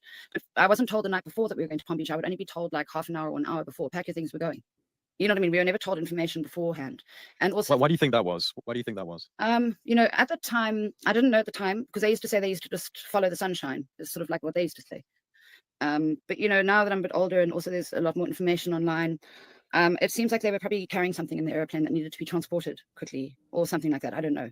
I mean, I don't know. I don't know more information about that. But if I had to guess, I would say that there was something that had to be moved. Did you interact with Ghislaine Maxwell at all? Yes. I met her. I mean, she was there a lot of the time. I was actually very scared of her because I could see she was a very intimidating woman, highly intelligent, very intimidating, very well educated. And as a young person, I was just very nervous of her because also I was actually told that she was Epstein's girlfriend. So you see, being taken there and then having the man taking me and other girls in the room and then having the woman who was apparently the girlfriend there, it was really like got to one's head because it was just like, what the hell's going on, But the thing is, I realized later on that they definitely weren't in a relationship. I never even saw them hold hands or kiss, or they weren't romantically involved. If you ask me these years later, I would say that they were very much like business partners, because her father also just died under mysterious circumstances. Their family also stole a lot of money from pensioners, from 36,000 pensioners in England had their money stolen from these people. The man vanished, and it's always, people have always wondered where that money went, and it probably went to Epstein. I mean, I don't know, but it's a Mossad link between Robert Maxwell, Leslie Wexner, and Epstein. Apparently in the 80s they were working Mossad together. I saw an article like that somewhere. Again, I don't know this for sure, but it's things that I've been told and seen. And Epstein. The Mossad connection. That's not looking good for a certain country in the Middle East. I don't know which one. But one of them, I think that's really bad information to just be readily available for anyone to look up on the internet, is the Mossad connection. That's not good. Epstein told me he worked with CIA. Before I sent home, he told me he worked with CIA. And he told me that he planted drugs in a girl's apartment and had her sent to prison because she accused him of rape. And he told me he had my family's name on a list. So my dogs are scratching at the door. My protection dogs, in the situation. Yeah, you need them. Yeah. Did you get the impression at the time that this was a sophisticated operation of some form, or is it something that you only came to realize later on upon reflection? Well, as a young person, I very much was made aware that they sort of ran the world. He had pictures of himself with the Pope, pictures with Fidel Castro. He used to say he was on the phone to Clinton. I met him with fuck the Pope. Clinton. He said he was on the phone to George Bush. We drove past Mar-a-Lago and he told me his friend Trump owned Mar-a-Lago. He made it very clear, they also used to speak about their friend Prince Andy, but years ago, I didn't really know who all these people were really. I sort of did, but not as much as we know now. I was young and I just knew very much that, and also he had the cameras all over the properties. He owned all these properties in different places, as. Adam Wiley, what's up, bro? Thank you for the repost on Twitter. Don't believe she is involved. How she knows this if she's a victim? Yeah, so I don't know, dude. God, when did she? Yeah, so I started off with this saying I don't believe necessarily everything that she's saying. I hadn't watched this. This is my first time seeing this, and I wasn't familiar with this lady as a victim. But yeah, man, I don't know what to think with this. But the best thing we're getting out of this, bare minimum, we're getting a picture of a walrus aping a woman. So I don't know if you saw that earlier, Adam Wiley, but that's worth watching all 40 minutes of this. Jeffrey Epstein had a picture of a walrus having its way with a woman. I've mentioned before, I saw very strange things there, like a UFO. I saw him shapeshift, and I had, woke up in the lab. So there was just a lot of things that made me realize that these people were not people that you wanted to take on. She just said she saw UFOs. Okay, we're slowing this back down. What, bitch? Not people that you wanted to take on. They were very, very, as I've mentioned before, I saw very strange things there, like a UFO. I saw him shapeshift, and I had, woke up in the lab. So there was just a lot of things that made me realize. I saw a UFO. I saw them shapeshift.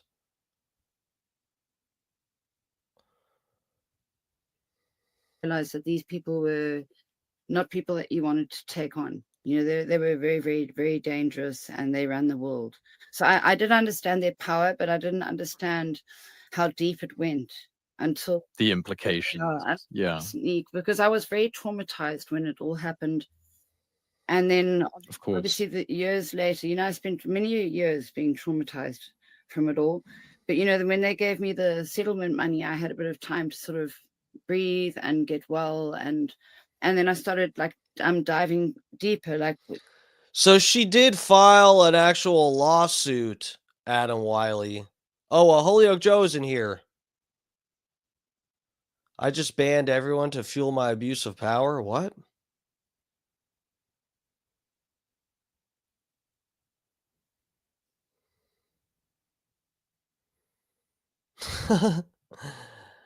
I have to go mod the NAMBLA stream. Oh, okay.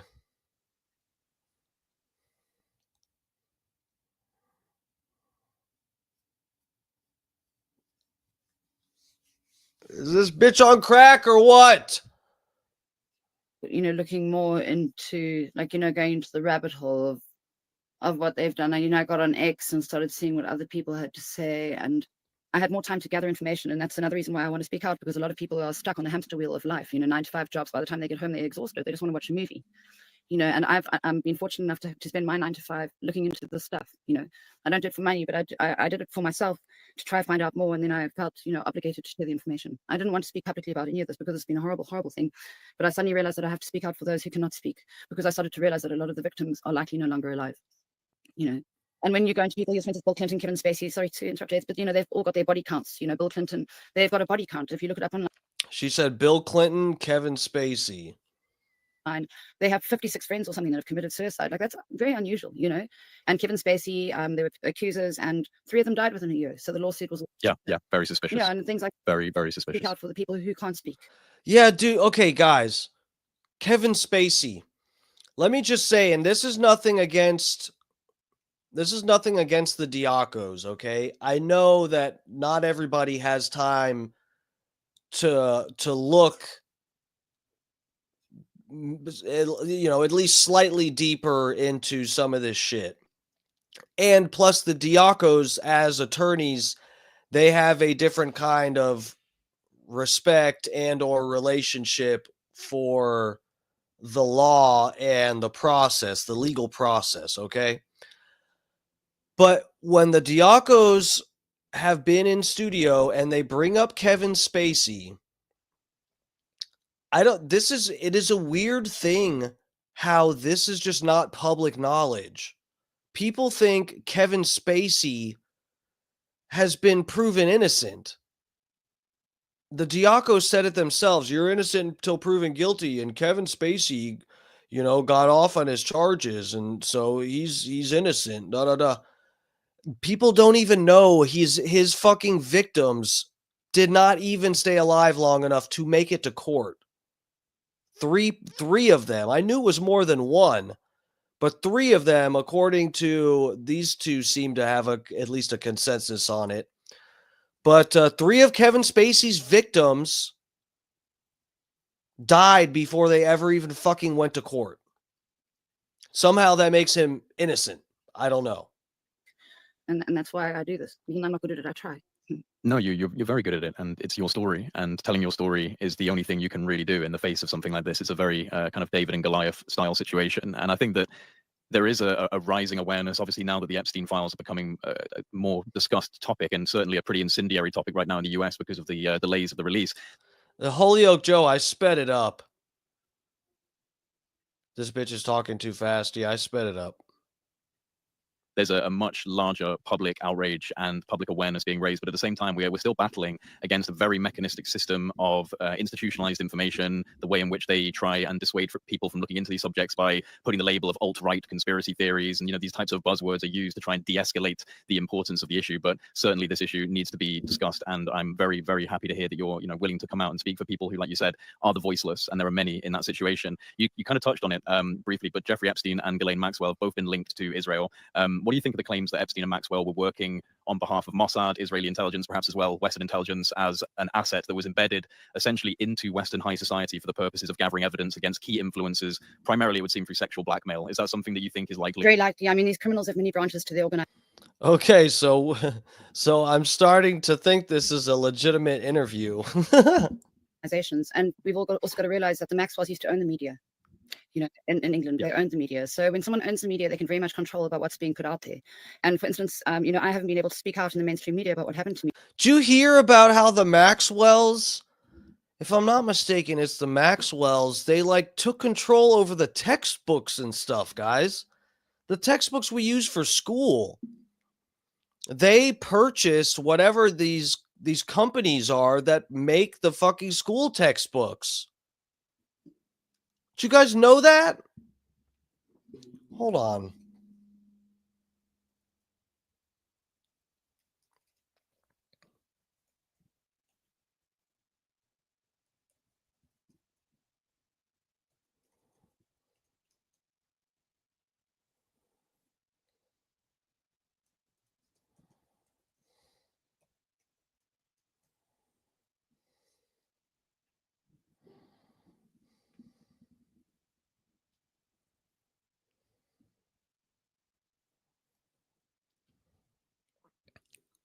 Oh, the AI. Well, I meant to put Ghislaine Maxwell's family. I put Ghislaine Maxwell owned textbook company, and it goes, fucking look at this response. This is kind of funny. The AI is like, no, that's a conspiracy. Ghislaine Maxwell owned textbook company, and it's like, no, Ghislaine Maxwell did not own a textbook company. But her father, Robert Maxwell, owned a publishing company that was involved in a joint venture with McGraw-Hill.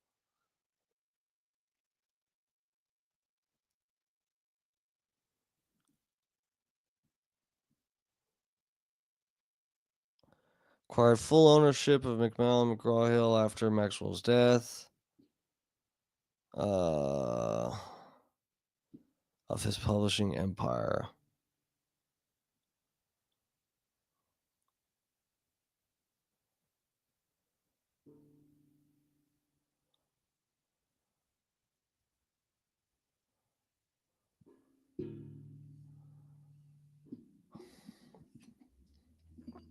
McGraw-Hill.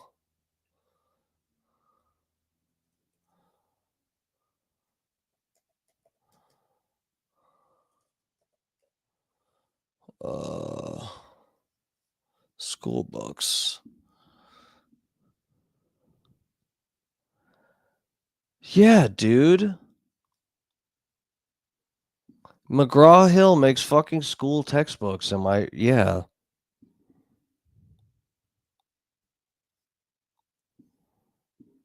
Bro. They control everything. What the fuck? Oh, God.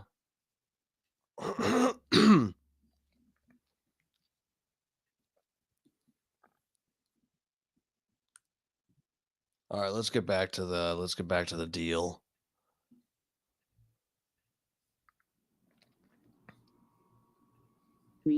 and neither of many other Epstein victims. Where are the other 250 Epstein victims? Where are they? And let me tell you that some of them have been found dead. Like Carolyn, one of the main Epstein victims, she testified against Ghislaine Maxwell. There were only 3 girls who testified against Maxwell. Carolyn was found dead. And you know what? The media wouldn't put it there. The only reason it was put there was because another Epstein victim made sure it was put there. And they blamed her for the investigation being ruined. And it's not her fault, because people should know. When someone who's testified in a case like this has been found dead, it took them 6 months to put it there. And it's only thanks to Kate Bricolette from the Daily Beast. She's an amazing journalist. She's the only woman who's actually ever written my full story as well. What the fuck? Dude, I didn't even know that there was an Epstein victim that was dead. Hold on. The only reason it was put there was because another Epstein victim made sure it was put there. And for instance, I haven't been able to speak out in the mainstream media about what happened to me, and neither of many other Epstein victims. Where are the other 250 Epstein victims? Where are they? And let me tell you that some of them have been found dead. Like Carolyn, one of the main Epstein victims, she testified against Ghislaine Maxwell. There were only 3 girls who testified against Maxwell. Carolyn was found dead. Carolyn.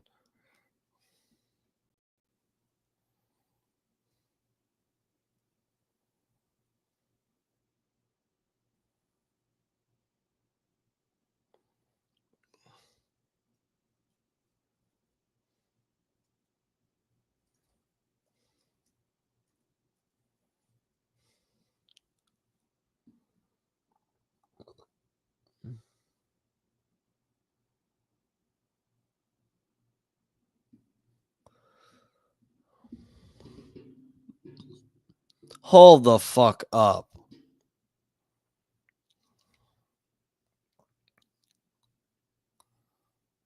What the fuck, guys? This is a different one than...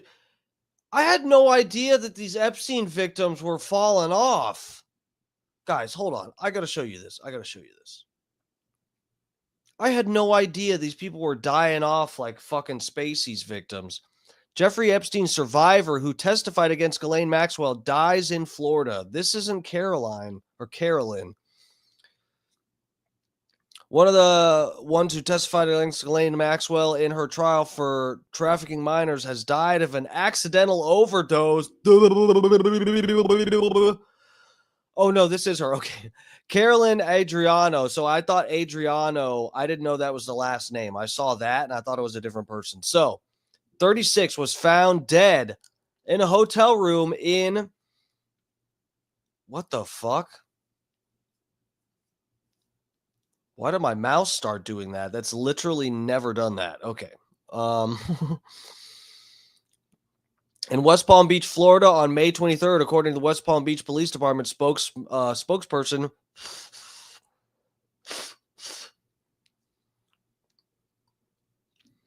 Mike Jackless.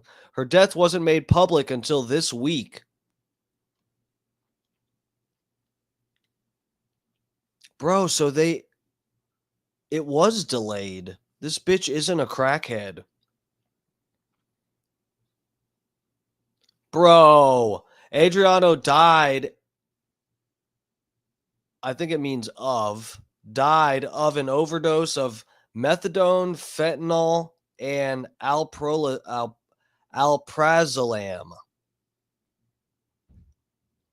She testified in 2021 that she had been addicted to pain pills and cocaine, and that she had taken them to block out Epstein's abuse. For 4 years, Epstein had abused her at his Palm Beach mansion starting in 2001 when she was 14.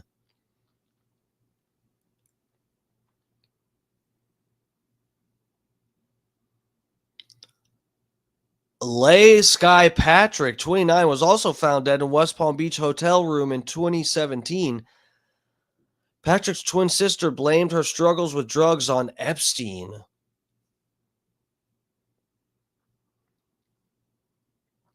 Bro, so there are more than one victims that died of, well, I think it's suspicious. I know other people, when you hear, oh, this person has a reputation of drug use, so this is all on the up and up, but I don't know, man.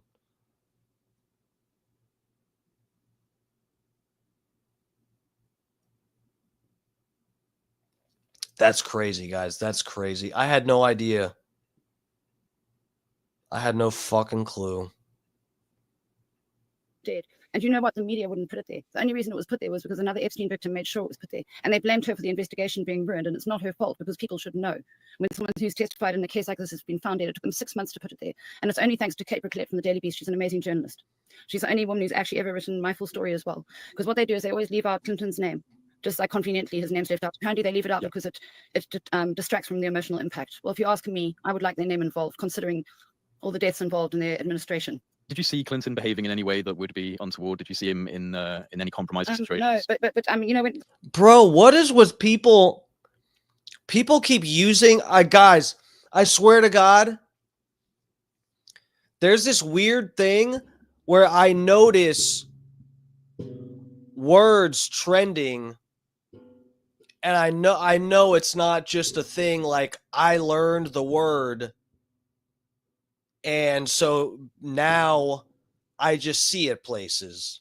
Like when you think about I don't know, you see some ad for some car or something and you're like, I think I might like to get that car. And then you start noticing people driving the car and they say, oh, well, it's not nothing more than a coincidence and you're noticing it or whatever, just because it's something that you notice now. Guys, there's no way that everyone has been using the word untoward and that I just never heard it and picked up on it. There's no way. This is like a trending word now. And this was brought up. This word was used in, what were we watching, guys? What were we talking about? I'm telling you, this is like a trending word now, untoward. Remember, I read it in an article that was talking about something related to Diddy or Epstein or something. So people are like starting to use this word relating to Epstein. I'm telling you guys, look out for it. Now you're going to start noticing it when people are talking about weird stuff. The only weird thing is when I met him, because these people are very clever. And when I met him, he held onto my hand for like over a minute, like I said, how nice to meet you. And then he shook my hand and then he held onto my hand and he kept talking to someone behind him and he just held onto my hand for like, good like 2 minutes. He just sat there holding onto my hand. Well, he was standing actually. He stood there holding onto my hand and just talking to someone. And I always found that a bit weird because I've never had someone do that where they hold your hand and then they start talking. When you go, nice to meet you. And it's like they won't let go of your hand. Yeah. Yeah. And I mean, no, it's very, very intrusive and assumptive and it was possessive. very odd. But I only saw him in South Africa. I didn't see him on the island or anything. But I think we've realized that there's a lot more going on here. I mean, I was also taken to Bill Richardson's mansion in New Mexico, and him and the vice governor came out and they looked me and the other girl up and down. It was like they were having a meeting and then they went back inside. And another thing, it's weird that I'm mentioning him when I'm mentioning them because a weird smell came out of that room, and I smelled the same weird smell at the hotel at the Cape Grace when Clinton, because it looked like Clinton and Epstein were actually sharing a hotel suite as far as it looked like, because he went into one room and he walked through where I was doing the interview. And I smelled this weird, horrible smell come out there. And I smelled the same smell by the governor of the New Mexico's house. And I thought it smelled like feces and urine. But one of my friends said, Julia, Jesus, sounds like it could be the smell of a dead body. But, I don't know. But it was just like, I've never smelled a smell like that before. And it was very creepy. And it was also disguised with cleaning chemicals. But I could smell it. Well, there is. What the fuck? There is a lot of evidence that certain sectors of high society are deeply invested in occult practices, ancient esoteric belief systems, and unfortunately, plenty of evidence has accumulated over the years in the form of, primarily overwhelming amounts of testimony that speak to the dark reality of ritual sacrifice.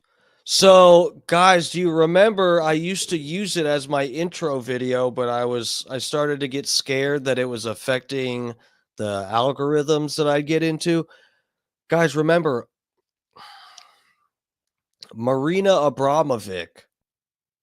That's the only time I'm going to say the name, okay? MA is what we're going to call her. MA had that video, the cooking video. Remember, guys? The cooking video? And it involves spirits. Remember, she wrote in blood on the wall talking about blood, urine, and feces and semen. This whole fucking the spirit ritual, and she was in each of these rooms. She wrote on the wall like some fucking incantation thing.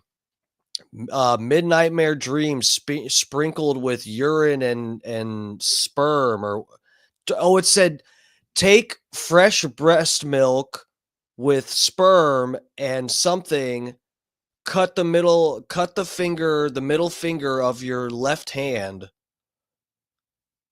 So this is like one of the things that this is a theme with some of their rituals, is using human excrement and stuff in the rituals. I wonder if, I mean, if we're going balls deep into this, that's you know, they're back there shitting on each other like Vince McMahon and Brock Lesnar. The practice of black magic in elite circles. During this period in your life, did you witness anything that you would consider to be suggestive of these types of practices? I think if I'd witnessed any of it consciously, I would be dead by now. They don't let people see things like that and get away. But and survive. And also, when I was speaking about when me and the other girl were taken to Bill Richardson's mansion with Epstein, I think that, what I've come to realize is that they might have been taking our eggs. So maybe he was taking us and showing us to him for the egg sale. I mean, I don't know. But that's just the only thing that could really explain it to me. Because why did these people come out and look me up and down and then go into a big room for a meeting? Why did Epstein take us there? It was myself and Tila Davies. I don't like to name names, but she's a victim, very much a victim. But, she hasn't spoken out much because I think a lot of American victims are actually frightened to speak out because the FBI, Epstein told me he worked at CIA. I've also had weird stuff with the FBI. They wanted to fly me there and interview me. They were going to arrange first-class hotels, first-class flights. And then suddenly my child's father didn't want us traveling. And then, because, we split up and he wouldn't let us travel. So then they didn't want to interview me anymore. They never took my statement. And they also promised victim therapy. This was years ago. And they just ignored my emails.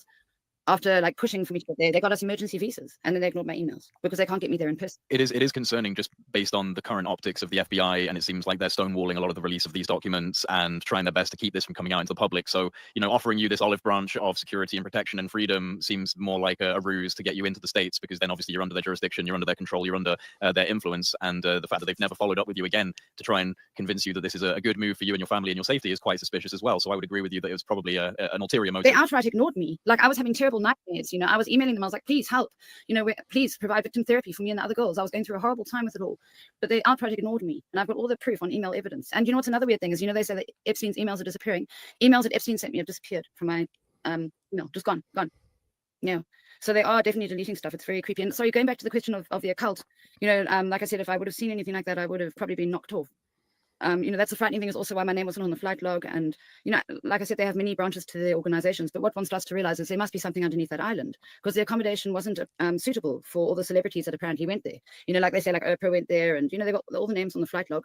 But where were they staying? Because I never even saw Epstein's main bedroom. Do you know that he only took me into a weird side room in the dark? I never saw his main bedroom in the big balcony. I only saw it on the when they did a drone footage, of it. That's he had a whole other bedroom. I never saw it because I was taken into this other bedroom in the day. Well, this is a bit of a disturbing thing as well, because I posted about this recently. I've actually forgotten the name of the man. You might know who it is, who's now purchased Little St. James Island, but he's planning to build a resort complex on this island, and no forensic investigation of the ground has been done. They haven't done excavations for any sort of buried evidence, and it'll never happen now, because they're building apparently an apartment resort complex. I mean, who would want to stay at a five-star resort on Epstein's Island? I don't know. But the fact, bro, the thing too is Ghislaine Maxwell. Are you guys still awake in here? Guys, please, if you're in here, get in the chat, hit the like button and stuff, interact with me, because I need the algorithm's help. I'm getting killed tonight with covering this shit. I'm trying to drop some truth bombs to you guys. Do you guys know Ghislaine Maxwell is a fucking submarine pilot? Fucking Ghislaine Maxwell is a fucking submarine pilot. This is one of the things that they think this shit, no pun intended, goes way deeper. Barely awake. Oh, sorry. Thank you guys for getting in the chat. I'm just checking. I hope I'm not boring anybody too much, digressing and getting into this shit. I mean, I think it's interesting. This bitch is talking about shit I'd never fucking heard of. And, I only have kept up with the Epstein stuff peripherally. So I'm blind. Oh, the Cheech. Yeah, that's funny. Thank you, Holyoke Joe, for participating. Oh, it's past your bedtime. Yeah. Well, thank you guys for still hanging with me. Fucking Ghislaine Maxwell was a deep sea submersible pilot. Why the fuck does she know how to run a goddamn submarine? So there's some people that think that they have shit underwater that they can fucking go to. I know that's a little bit extravagant to think that they are transporting little kids underwater in submarines and stuff. But the bitch definitely knows how to operate a submarine and guys, I need to do a whole episode on Ghislaine Maxwell. That's what I need to do. But she was fucking, she was trying to get control of the fucking ocean. And her husband, Ghislaine Maxwell, everybody thought she was dating Epstein.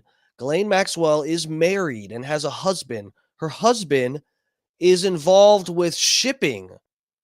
And he ships like the thing he was involved with was these kind of boats that are unmanned to where you can ship a bunch of shipping containers on a boat without a captain and it'll just fucking he was involved with some weird shit like this. Obviously, that's a red flag when we're talking about a human trafficking operation. His name is like something Borgeson or something. Guys, I'm gonna do it. We'll just watch this. I'll do a whole episode on Ghislaine Maxwell. We'll go deep. Okay.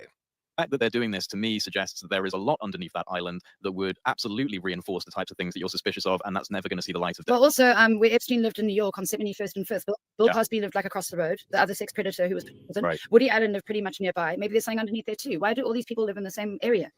You know, there's a lot of weird stuff, and also in New Mexico, it's quite clear that it seems like there's something underneath there. Yeah. And also, you know, you've got it's directly in between Roswell and Dulce base. You know, where a lot of weird things have happened, and you know, there's just too much evidence on it. And I saw a UFO when I was there. You know, outside at New Mexico, I went to have a cigarette, and I saw a weird like lights flying, and then I had the weird thing waking up in the lab. And you know, it's so creepy because I can't place when that happened, but I know it happened. Yeah, let's talk about that. So waking up in a lab, this was not on the island. This was in New Mexico. On the island, I saw him shape Okay, in the bedroom. let's talk about that first, and then we'll touch on this lab experience Shapeshift.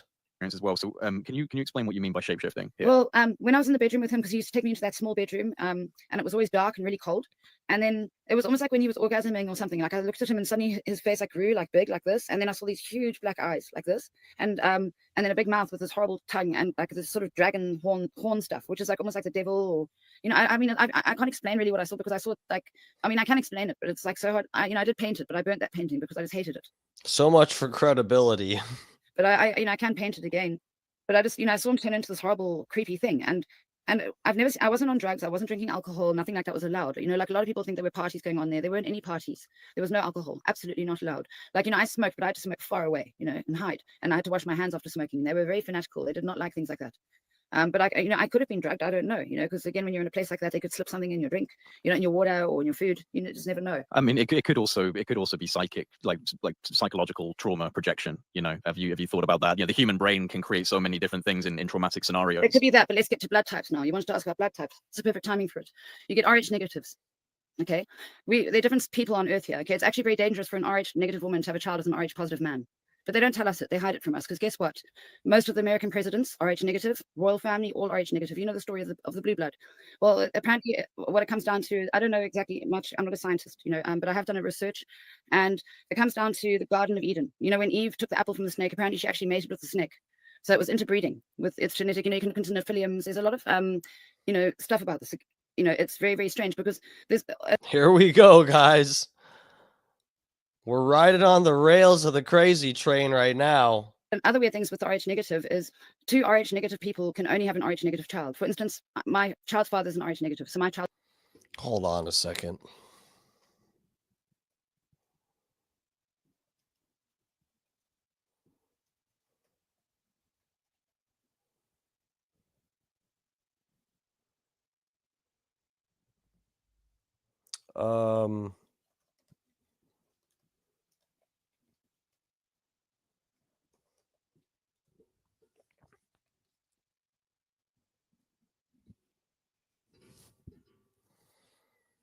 What the fuck? This bitch isn't completely crazy, guys. I just looked this up. Okay. Hold on. We got a screen share. I got to take you here with me. AI overview. An Rh negative person should not have a child with someone who is Rh positive, as this can lead to a condition called Rh incompatibility during pregnancy, where the mother's body may develop antibodies against the baby's Rh positive blood cells, potentially harming the fetus if not properly managed with medical intervention. Holy fucking shit. No way this bitch is dropping truth bombs and also talking about shapeshifting. What the fuck? Guys, I have like 20 tabs open just based on what this crazy fucking cunt is saying.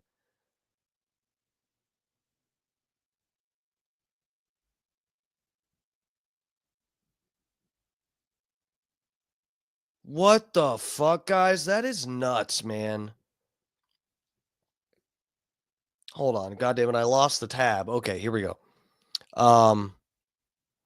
Risk scenarios. If a woman is Rh negative and her baby is Rh positive, her body might produce antibodies against the baby's blood cells, especially during subsequent pregnancies with Rh positive babies, as her immune system has been sensitized to the Rh positive antigen. During pregnancy, healthcare providers routinely monitor Rh negative mothers and administer a RhoGAM injection to prevent sensitization if necessary. If the mother Rh negative, her immune system treats Rh positive fetal cells as if they're foreign substance. What the fuck? Dude, this woman is actually speaking truth here. This woman just casually. What the fuck? This woman just casually dropping truth bombs about Rh positive and pregnancies that they don't tell everybody. And then she's like, oh, yeah, and Jeffrey Epstein shapeshifted into a reptilian alien. But yeah, back to pregnancies. Okay, let me bring this back up. That is fucking nuts, guys. Rh negative. It's very unusual to find an Rh negative person, actually. But both my parents are Rh positive, and then suddenly an Rh negative can come out. So the whole bloodline thing. So now let me get back to the dragon and everything. Okay, so when you go to Basque, 25 to 35% of people in Basque are Rh negative, but mostly around the world, only about 6% are Rh negative. Like, for instance, if someone goes to Thailand and they have an accident and they're an Rh negative, it's like a death sentence. They don't have Rh negative blood there. It's a very specific blood that comes from a very specific place. And what they're saying is it's actually the hidden Hebrews, or I mean, I don't really, again, I'm still. Well, it gets into like the Sumerian story, the Anunnaki, the old god kingdom, that type of genetic bloodline, and the preservation of that through the European royal families and the bloodlines and such. And let me tell you that Elon Musk is apparently Rh negative. Leonardo DiCaprio, Tom Cruise, the list goes on. I did a lot of research. Even Jimi Hendrix, like the Beatles, like most of them, they're Rh negatives. So most people are Rh positive. Everyone in my family is Rh positive. As far as I know, like my mum, my dad, my one brother, I don't know my other brother, but type, he hasn't tested, but I think people need to test their blood types, because you'll find that Rh negative people are often more troubled. They're more likely to smoke and drink because they don't like the state of the world as it is. It distresses them. So anyway, let's go back to Basque. Okay, so 25 to 35% of the people in Basque are apparently Rh negative. Then you get Saint Michael slaying the dragon. Saint Michael the saint. People must do research on him. He's amazing, apparently a real person from the 1500s. Then you get Joan of Arc, also slaying dragons. And she was one of the witches that they burned 1430. They started burning the witches in England. 1497, Bonfire of the Vanities, they burnt all the books. But they didn't burn them all. They actually stole them and put them under the Vatican, I think. I mean, I don't know this for a fact. I wouldn't want to get sued for saying that. But I think that there's a lot to be looked into here, and especially when it comes to the preservation of these bloodlines. I have some friends who are within that world of higher society and have familial connections to these types of bloodlines, and they agree that there is certainly a protected class within that upper tier that considers themselves ancestrally ordained to rule. They have this bloodline right to be who they are now at the top tier of the world. And I think we are dealing with that. Whether it leads directly back to non-human engineering, I'm not sure, but that's certainly something that I also think is worth consideration, and it's something that people are beginning to try and actually understand and talk about a bit more. The idea that maybe we have been engineered at some point in our human story. There's a whole lot of stuff that's been sort of hidden from us, and when you actually have time to sit and think and analyze, you start to realize, whoa, what kind of a world are we living in? Highlighting the world that you came through as well in relation to the modeling. Do you think that the modeling industry itself is in a way a form of a front that allows this deeper network of trafficking and abuse to take place? In other words, is the surface level modeling world? Oh my God, that's what's his name and Michelle Lammy, bro. This bitch is weird, and she's like she's friends with M.A. You guys remember the name I said that I can't repeat again on here because I don't want to suffer the algorithmic consequences. M.A. is good friends with Michelle Lammy. this fucking decrepit old bitch. And these two got together when he was really young and she was already like middle-aged. These two are a couple. I forget his name, but he's a fashion designer. Just a useful tool generating a larger trafficking market underneath it. Well, definitely, especially when they take girls when they're very young. He might be part of Balenciaga. Hold on a second.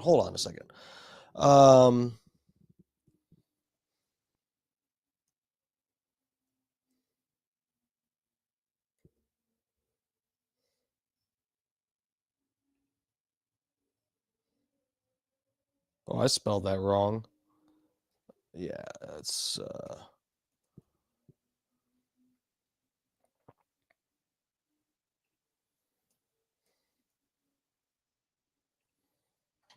Rick Owens. I almost said Rick Rubin, but that's the other guy's name, Rick Owens. Let me see. Are they associated with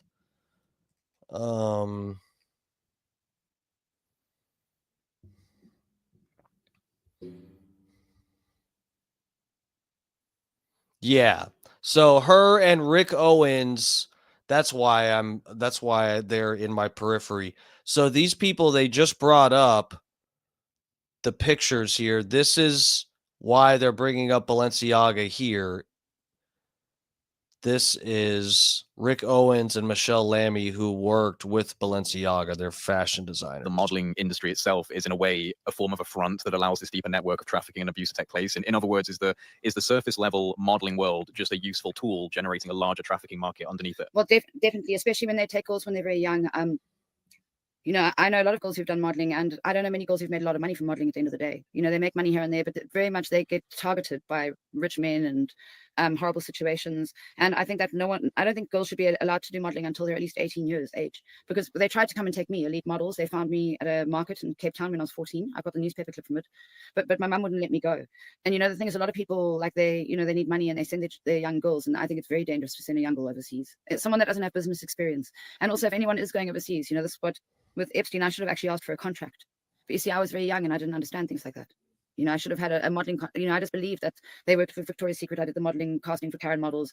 So it seemed all legitimate, but I should have actually had a contract in writing from them. But, you know, I was too young to understand that.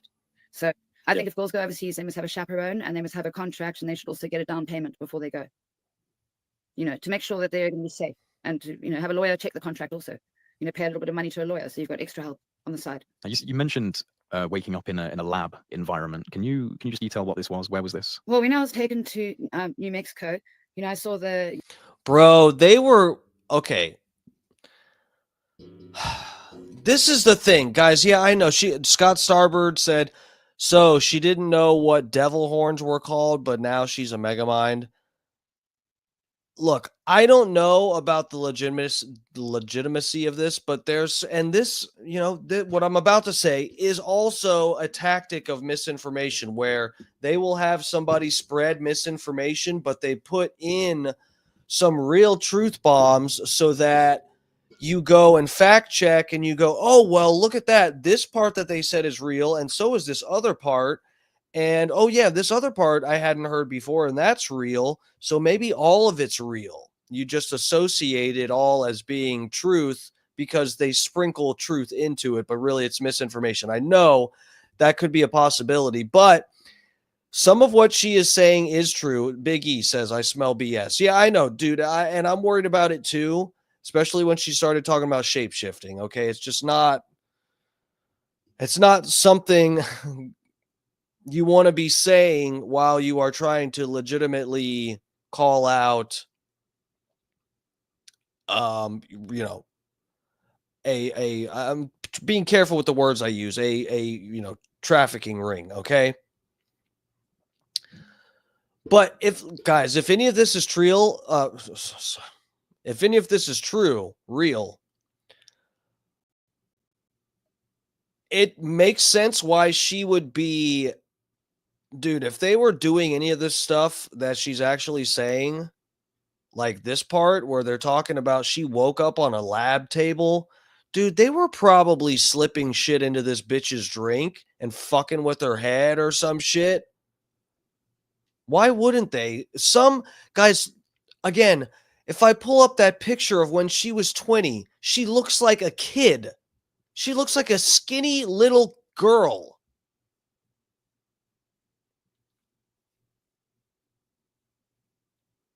Of course they're just doing whatever if it's true, of course they're just doing whatever the fuck they want to do with her.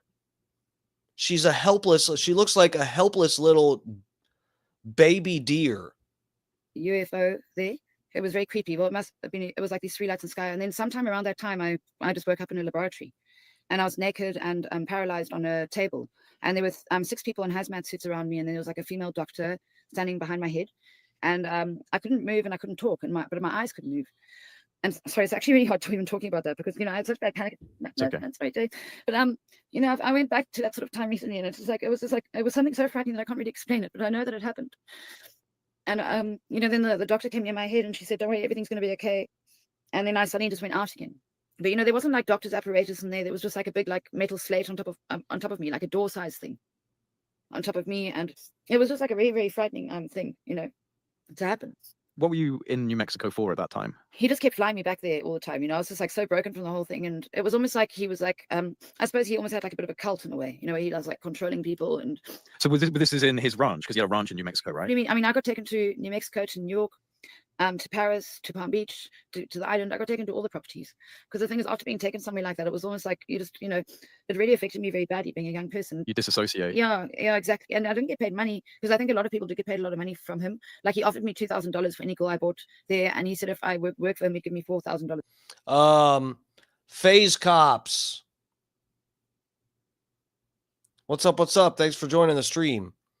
Anybody new around here, please hit the subscribe and the like button. I'm fighting algorithms. These algorithms are pro Epstein, let me tell you. This month, but I never did any of. Yeah, what up, dude? I knew that name was familiar, Phase Cops. I wasn't sure if I was like, I think that I've seen this person before. I don't fucking know.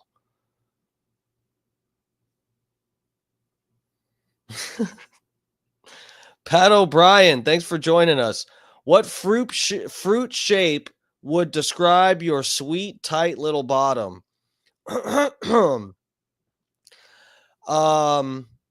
My butt buddy describes my ass. He says it's like 2 cantaloupes that are like pushed together, 2 little cantaloupes. Perfectly, one each in one hand. They fit perfectly, according to him. So I tend to agree. That, because I missed my family and I used to cry and I just sort of fell to pieces. I think he realized I wasn't the sort of person that was up for it all. I don't know. Yeah, here, Dutch Duke. Here comes Pat O'Brien with a big boner up in my chat asking fucked up questions. Holyoke Joe jokes that he takes a blue pill, a blue chew, before he gets on here in my chat. I think Pat O'Brien actually does take a blue chew. Then he gets in here and he's rocked up, he's bricked up, and then we all have to suffer that.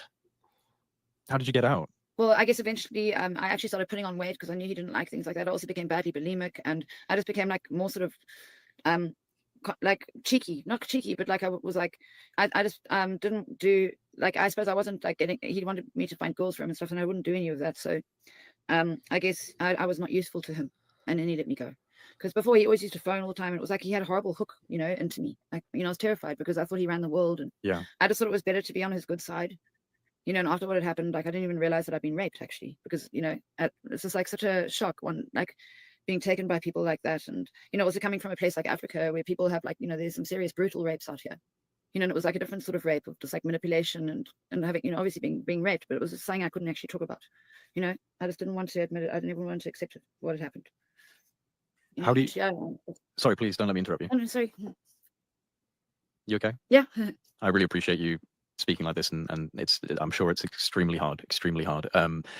We won't take much longer, just a couple more questions and we'll wrap up. We will probably have to do a longer conversation at some point just to get into the esoteric and the bloodlines and really into some of the research that you've been doing over the years since this. But I would like to get your opinion on how this is all being handled right now by the Trump administration. Hope. People have hope. Yeah. People have been very badly lied to, and it's one thing to lie to one person, it's another thing to lie to millions of people. I don't think they're going to be releasing anything. You know, even on Twitter, you know, and X now, I've been blocked like a few times. They just like take my account away. I had another account with 10,000 followers and it's blocked, bam. You know, so I don't think they want any truth coming out. I think they're basically the lesser of two evils, or hopefully not the worst of two evils. I mean, I don't really know. I just think that more truth should come out. But, you know, they don't want people knowing the truth. They want to keep the people as sheeple. They want to keep the people mind controlled. They don't want people knowing. And also what I've thought about is if people knew the truth, you know, if the cloning and everything is real, like, you know, as far as Bill Clinton banned human cloning in 97. Yeah, sorry, we didn't go into the whole cloning thing because, you know, it's okay. We can come back on these another time because I know you don't have much time today, but No, talk about the cloning now. that's another thread with this. I'll explain it quick. Okay, because if they were taking eggs, they've got underground laboratories, right? So then 1996, they cloned Dolly the sheep. They cloned a sheep. 1997, Bill Clinton banned human cloning. Why does he ban the federal funds used for human cloning? Use of federal funds for human cloning. And then apparently in 2002, they cloned the first baby, Eve, in December. So, right, I'm taken there in September. I think they've taken my eggs. They cloned a baby in 2002. No one ever hears about anything again. It's all on 60 Minutes or BBC, one of those things. They were all talking about when a human's going to be cloned. Suddenly it's shut down. You know, so there's a lot more going on here. And they don't want people knowing about it. You know, that's what I'm saying is that as far as releasing, you know, people are saying release the list. The list has been released. We've seen all the names on the list. What about releasing the information? And, you know, of what's actually been going on. But the problem is if they release information, it's going to break people's minds. It'll bend their brains. A lot of people won't be able to handle it. So I suppose that's why they don't know what to do. Because if they release the truth, all hell will break loose. Yeah, because it seems to represent the concrete, the cement of the actual system itself. It holds the system together in the way that it's operating in the modern era. The corruption, the blackmail, the necessary levels of information. Guys, this is fucking nuts. I go from 1 minute being like, oh, this is probably bullshit, whatever. This bitch is a little crazy. And then she starts talking more, and I'm like, wait, I don't know. And she says something like incompatibility with fucking, what is it, RH negative pregnancies. And I'm like, what? This bitch just said what? Okay, I'm back on board. And then she's like, and then Jeffrey Epstein shapeshifted into a reptilian alien. I'm like, no. Don't tell me that. Bargaining that seems to be taking place. The only thing we can do is raise awareness. And Juliet, I mean, I want to thank you just for being so brave to even get on and speak to me about this and be upfront and to put your message out. So I know we don't have a whole lot of time. I'd love to reconvene. I'd love to have a longer talk with you at some point. But I just wanted to say thank you so much sincerely from the bottom of my heart for you coming and speaking to me today. I really appreciate it. And I know that everyone listening deeply appreciates it as well. Let me just tell you, the only thing I need to research more about rites of passage, but the one thing I did look into and I've always thought about is Rumpelstiltskin. Give me your firstborn, I'll give you power and glory. So do you know how many of these people have lost their firstborn child? Elon Musk, he lost his first child. Oprah lost her first child. Jerry Lee Lewis lost his first child. Bill Cosby lost a child. The Rothschilds lost a child. The Maxwells lost their first son. Mike Tyson lost his child. Anne Nicole Smith lost a child. John Travolta lost a child. Keanu Reeves lost a child. Prince lost a child. The Kennedys lost their son. And also in South Africa, two of the wealthiest families here also lost their sons. That also links, and maybe if you're not familiar with this, it can be something that you research as well, because I believe this ties the ancient Canaanite traditions of Baal or Moloch, a Canaanite idol. And they would give their firstborn to this idol, and it was a furnace. They would literally construct a bull-shaped furnace and put the firstborn in there, and that's one of the big threads leading towards modern day elite practices of this type of stuff. That it's a modern day Canaanite religion, essentially. Sounds like this guy watches the same videos I do. Okay, so just because I've been saying lots of crazy shit tonight, should I X out? Okay, I'm scared to X out too many of these tabs yet because I don't know what. I guess we're almost done. Okay, let me just show you guys this. I obviously have not read this, but remember, I was struggling to explain there's some connection between Epstein and DNA stuff. And this is the thing when she's talking about cloning and stuff,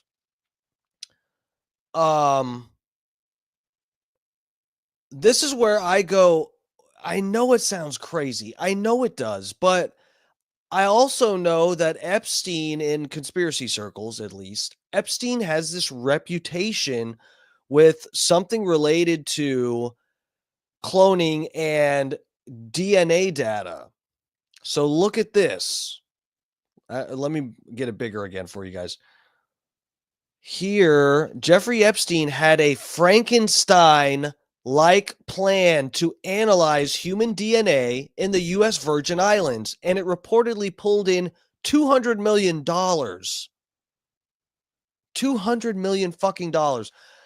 This is what I was talking about, guys. So there's something, I swear to God, and I can maybe try to look for it tonight, but if we can't find it, it's okay. I'll try to find where the fuck I found this before. But there's some connection between Jeffrey Epstein and 23andMe. Like he has access to the DNA data or something. Late financier Jeffrey Epstein had plans to study people's DNA from one of his homes in the U.S. Virgin Islands. For the firm overseeing the project, called Southern Trust, pulled in $200 million in revenue. New York Times reported. Experts told Business Insider Epstein's genetic research plans were outlandish and far-fetched, although they contained elements based in reality. Epstein received a valuable tax break on the basis of an outlandish business plan to study people's DNA on a Caribbean island and sell the resulting data to drug manufacturers. Here we go, guys. The venture over, and this is, guys, I hate to get too crazy. Let me talk to you for a second. Nah, never mind. No, let me talk to you. So, this has been, guys, I'm adopted. We've talked about this on here. I'm adopted, and I am very curious about my biological family. And I know my mom, at least when I was growing up, my adopted mom, who is my mom, it's not like a foster parent or something. She is my mom for all intents and purposes. But I always knew that she always gave off this impression that she would not really be happy if we looked for our biological parents.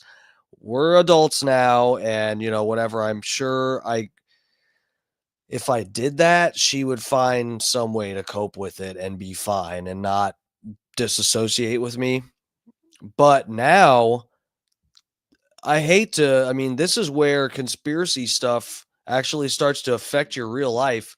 This is part of the reason that I won't give up my DNA to some company.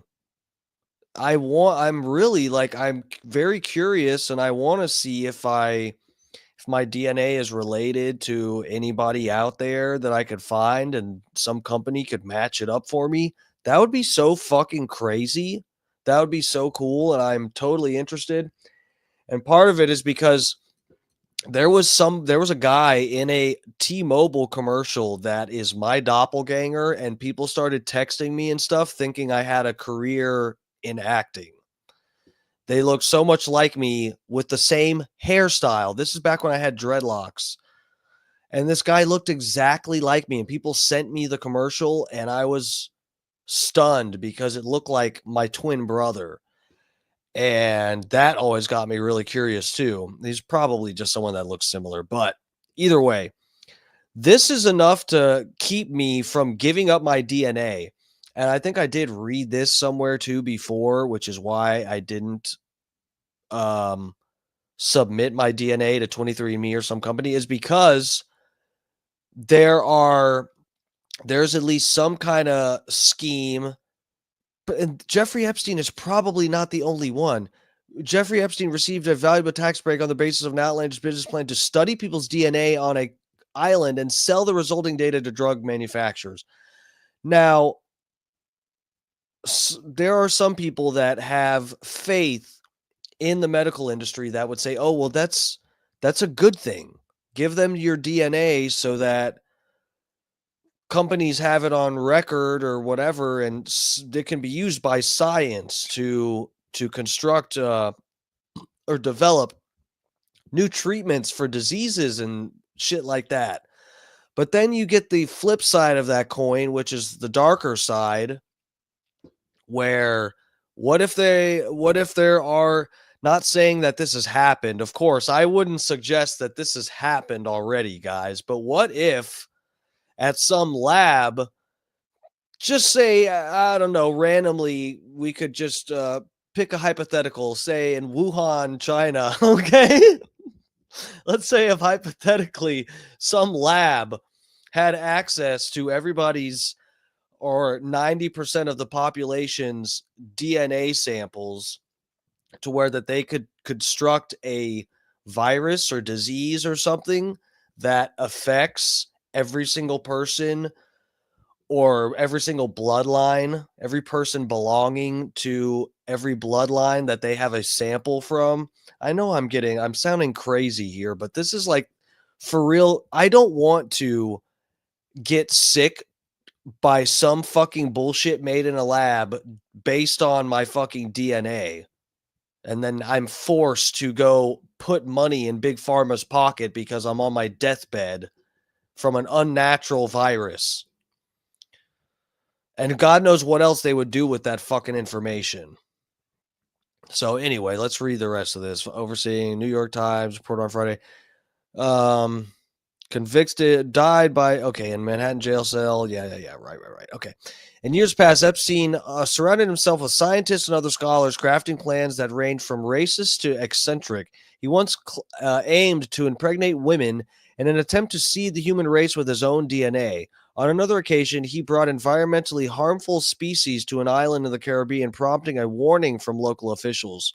One of his lesser-known plans involved sequencing people's genomes. Guys, are we paying attention still? This motherfucker sequencing genomes on his little fucking island. Goal was to create a search engine capable of pinpointing genetic links to diseases like cancer, according to a 2012 transcript obtained by Business Insider through a public records request.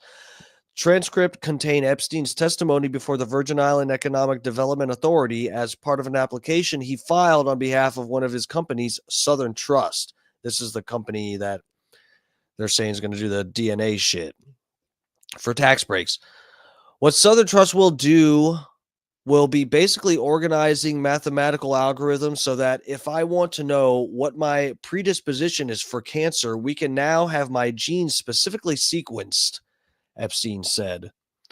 Epstein also said he was working with at least one U.S. scientist on the project. The science project had three main elements. First, a team of researchers would gather DNA from St. Thomas residents and use it to create catalog of population-level genetic data. Good God. Second, the team would design a search engine that would allow them to look for links to particular diseases. Finally, they would create a virtual laboratory to experiment with, to do experiments with computer models. Gabrielle Ott, the founder and CEO of cancer genetics startup Freenome, said Epstein's plan was far-fetched and simplistic. Two other knowledgeable sources consulted by Business Insider concurred.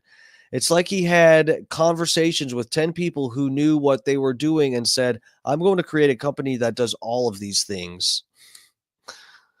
None of these ideas are unique and none of them are practical. Elements of Epstein's plan have links to reality. So, guys, even if you're paying attention here, even if this is a little bit far-fetched, like there are some doctors, Business Insiders, scientists, some scientists that they got in contact with, and they were like, founder and CEO of Cancer Genetics says, what Epstein is saying is sounds difficult, far-fetched, and when in terms of thought out, it's simplistic. It's too simplistic. But guys, this motherfucker, this guy is a human trafficker who is meddling with fucking DNA sequencing to do disease predictions.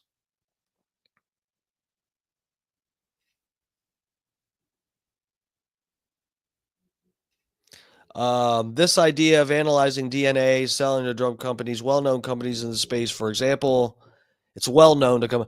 Last year's personal genetics company 23andMe signed a $300 million deal last year to sell de-identified batches of genetic data to drug giant GlaxoSmithKline. Calico, Google's life extension spinoff, once teamed up with genealogy and DNA site Ancestry to study the genetics of longevity. None of these ideas are unique, and none of them are practical. Companies like 23andMe look at genetic mutation that raise the risk to develop cancer. 23andMe's health test, for example, provides glimpse at some of the well-known mutations tied to breast cancer. A related but separate concept involves studying the genetics of cancer tumors. Freenome Ott's company uses a blood test to look at the DNA inside cancer tumors. The goal is to reveal new targets for the next generation of cancer treatments. Epstein appeared not to understand the distinction between the two. What he's describing is not within the realm of possibility today, and probably not for at least 500 years. It's clear that he didn't have a deep understanding of any of the science behind this. Epstein seemingly knew that his ideas sounded far-fetched. At one point during the testimony, he told the commissioner, "I am not a madman." Oh, fuck. It's the Frankenstein version, but it's true, yes. While discussing the science that his new venture would involve, Epstein rambled, sometimes exploring tangents and appeared unrelated to the project. Tangents that appeared unrelated. When asked how the setup might work, he answered, "It's the Frankenstein version, but it's true, yes. In fact, it will turn out that certain people can learn certain things, certain people can move through space differently." That's vague. Epstein also compared St. Thomas to Iceland and said the island was an ideal location for DNA analysis because of its isolation. Places, frankly, like St. Thomas are the perfect place for sequencing because it's so isolated, you're able to get much better data than ever before. Experts told Business Insider that St. Thomas complex history punctured with waves of immigration from the slave trade and meant that it was essentially the opposition of isolate. So the opposite of Epstein had several companies that were repeatedly allowed to participate in a tax cut program in the U.S. Virgin Islands for location investors who spent 100 miles. Okay.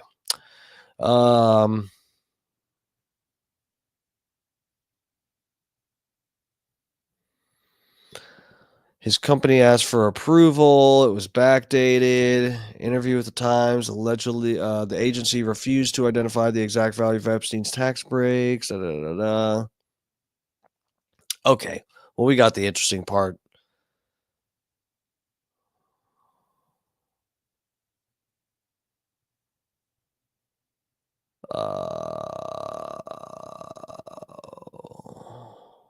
All right.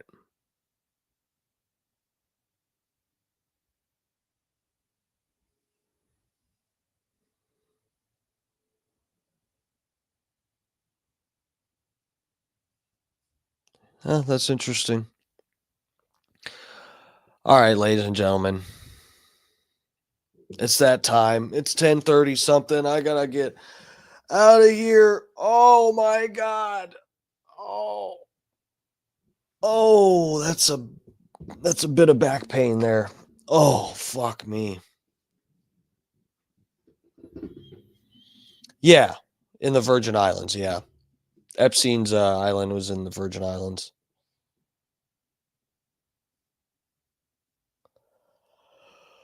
Oh, fuck, guys, I'm tired. Oh, Fat Pig, promo code lover. Thank you guys for still hanging with me. Truth, if you're in here, thank you guys for hanging. All right, guys, I'm going to get out of here. This has been Dark Times with the cutest twink you know, Dark Match Steve. I'll be on again. And guys, please hit up the podcast, the Bubba Army podcast. Look for the Dark Match Steve show. Should I bring it up? Am I signed in still? Yeah, I'll put the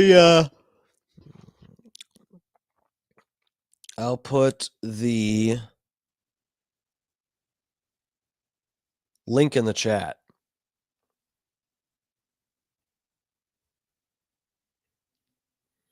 Copy. All right, lovers. Here's the link for the podcast. Please, if you have not given this a click yet, go check it out. It's dropping now. click that and go check it out. This is my second episode of the Dark Match Steve show, which is my podcast that I'm doing for the Bubba Army podcast channel. I need you guys to click it and listen to some of it so that they see people are watching it, so they'll maybe want to keep me around. And whatever. I don't know where things go from here if they do keep me around, but we'll see. So go check that out, please, guys. It's pretty good. I actually, you guys know how I am. I'm not gonna tell you to click something if it's just completely fucking stupid. I actually put work into somewhat, decent production value. It's got an intro, outro, and I kind of, it's about all kinds of shit. Mainly, part of the things we get into is psychedelics and simulation theory. I talk a little bit about that, which I think is cool for Bubba to have on his channel. I don't know how many people are breaking down the psychedelics and simulation theory. I don't know how much that's come up on Bubba's show, but I think it's something unique for Bubba's podcast channel. And there's plenty more where that came from. So please go check that out. But yeah, tomorrow night, guys, Friday night, it's fucking Friday. We're going to get on here and get our fucking dicks wet, okay?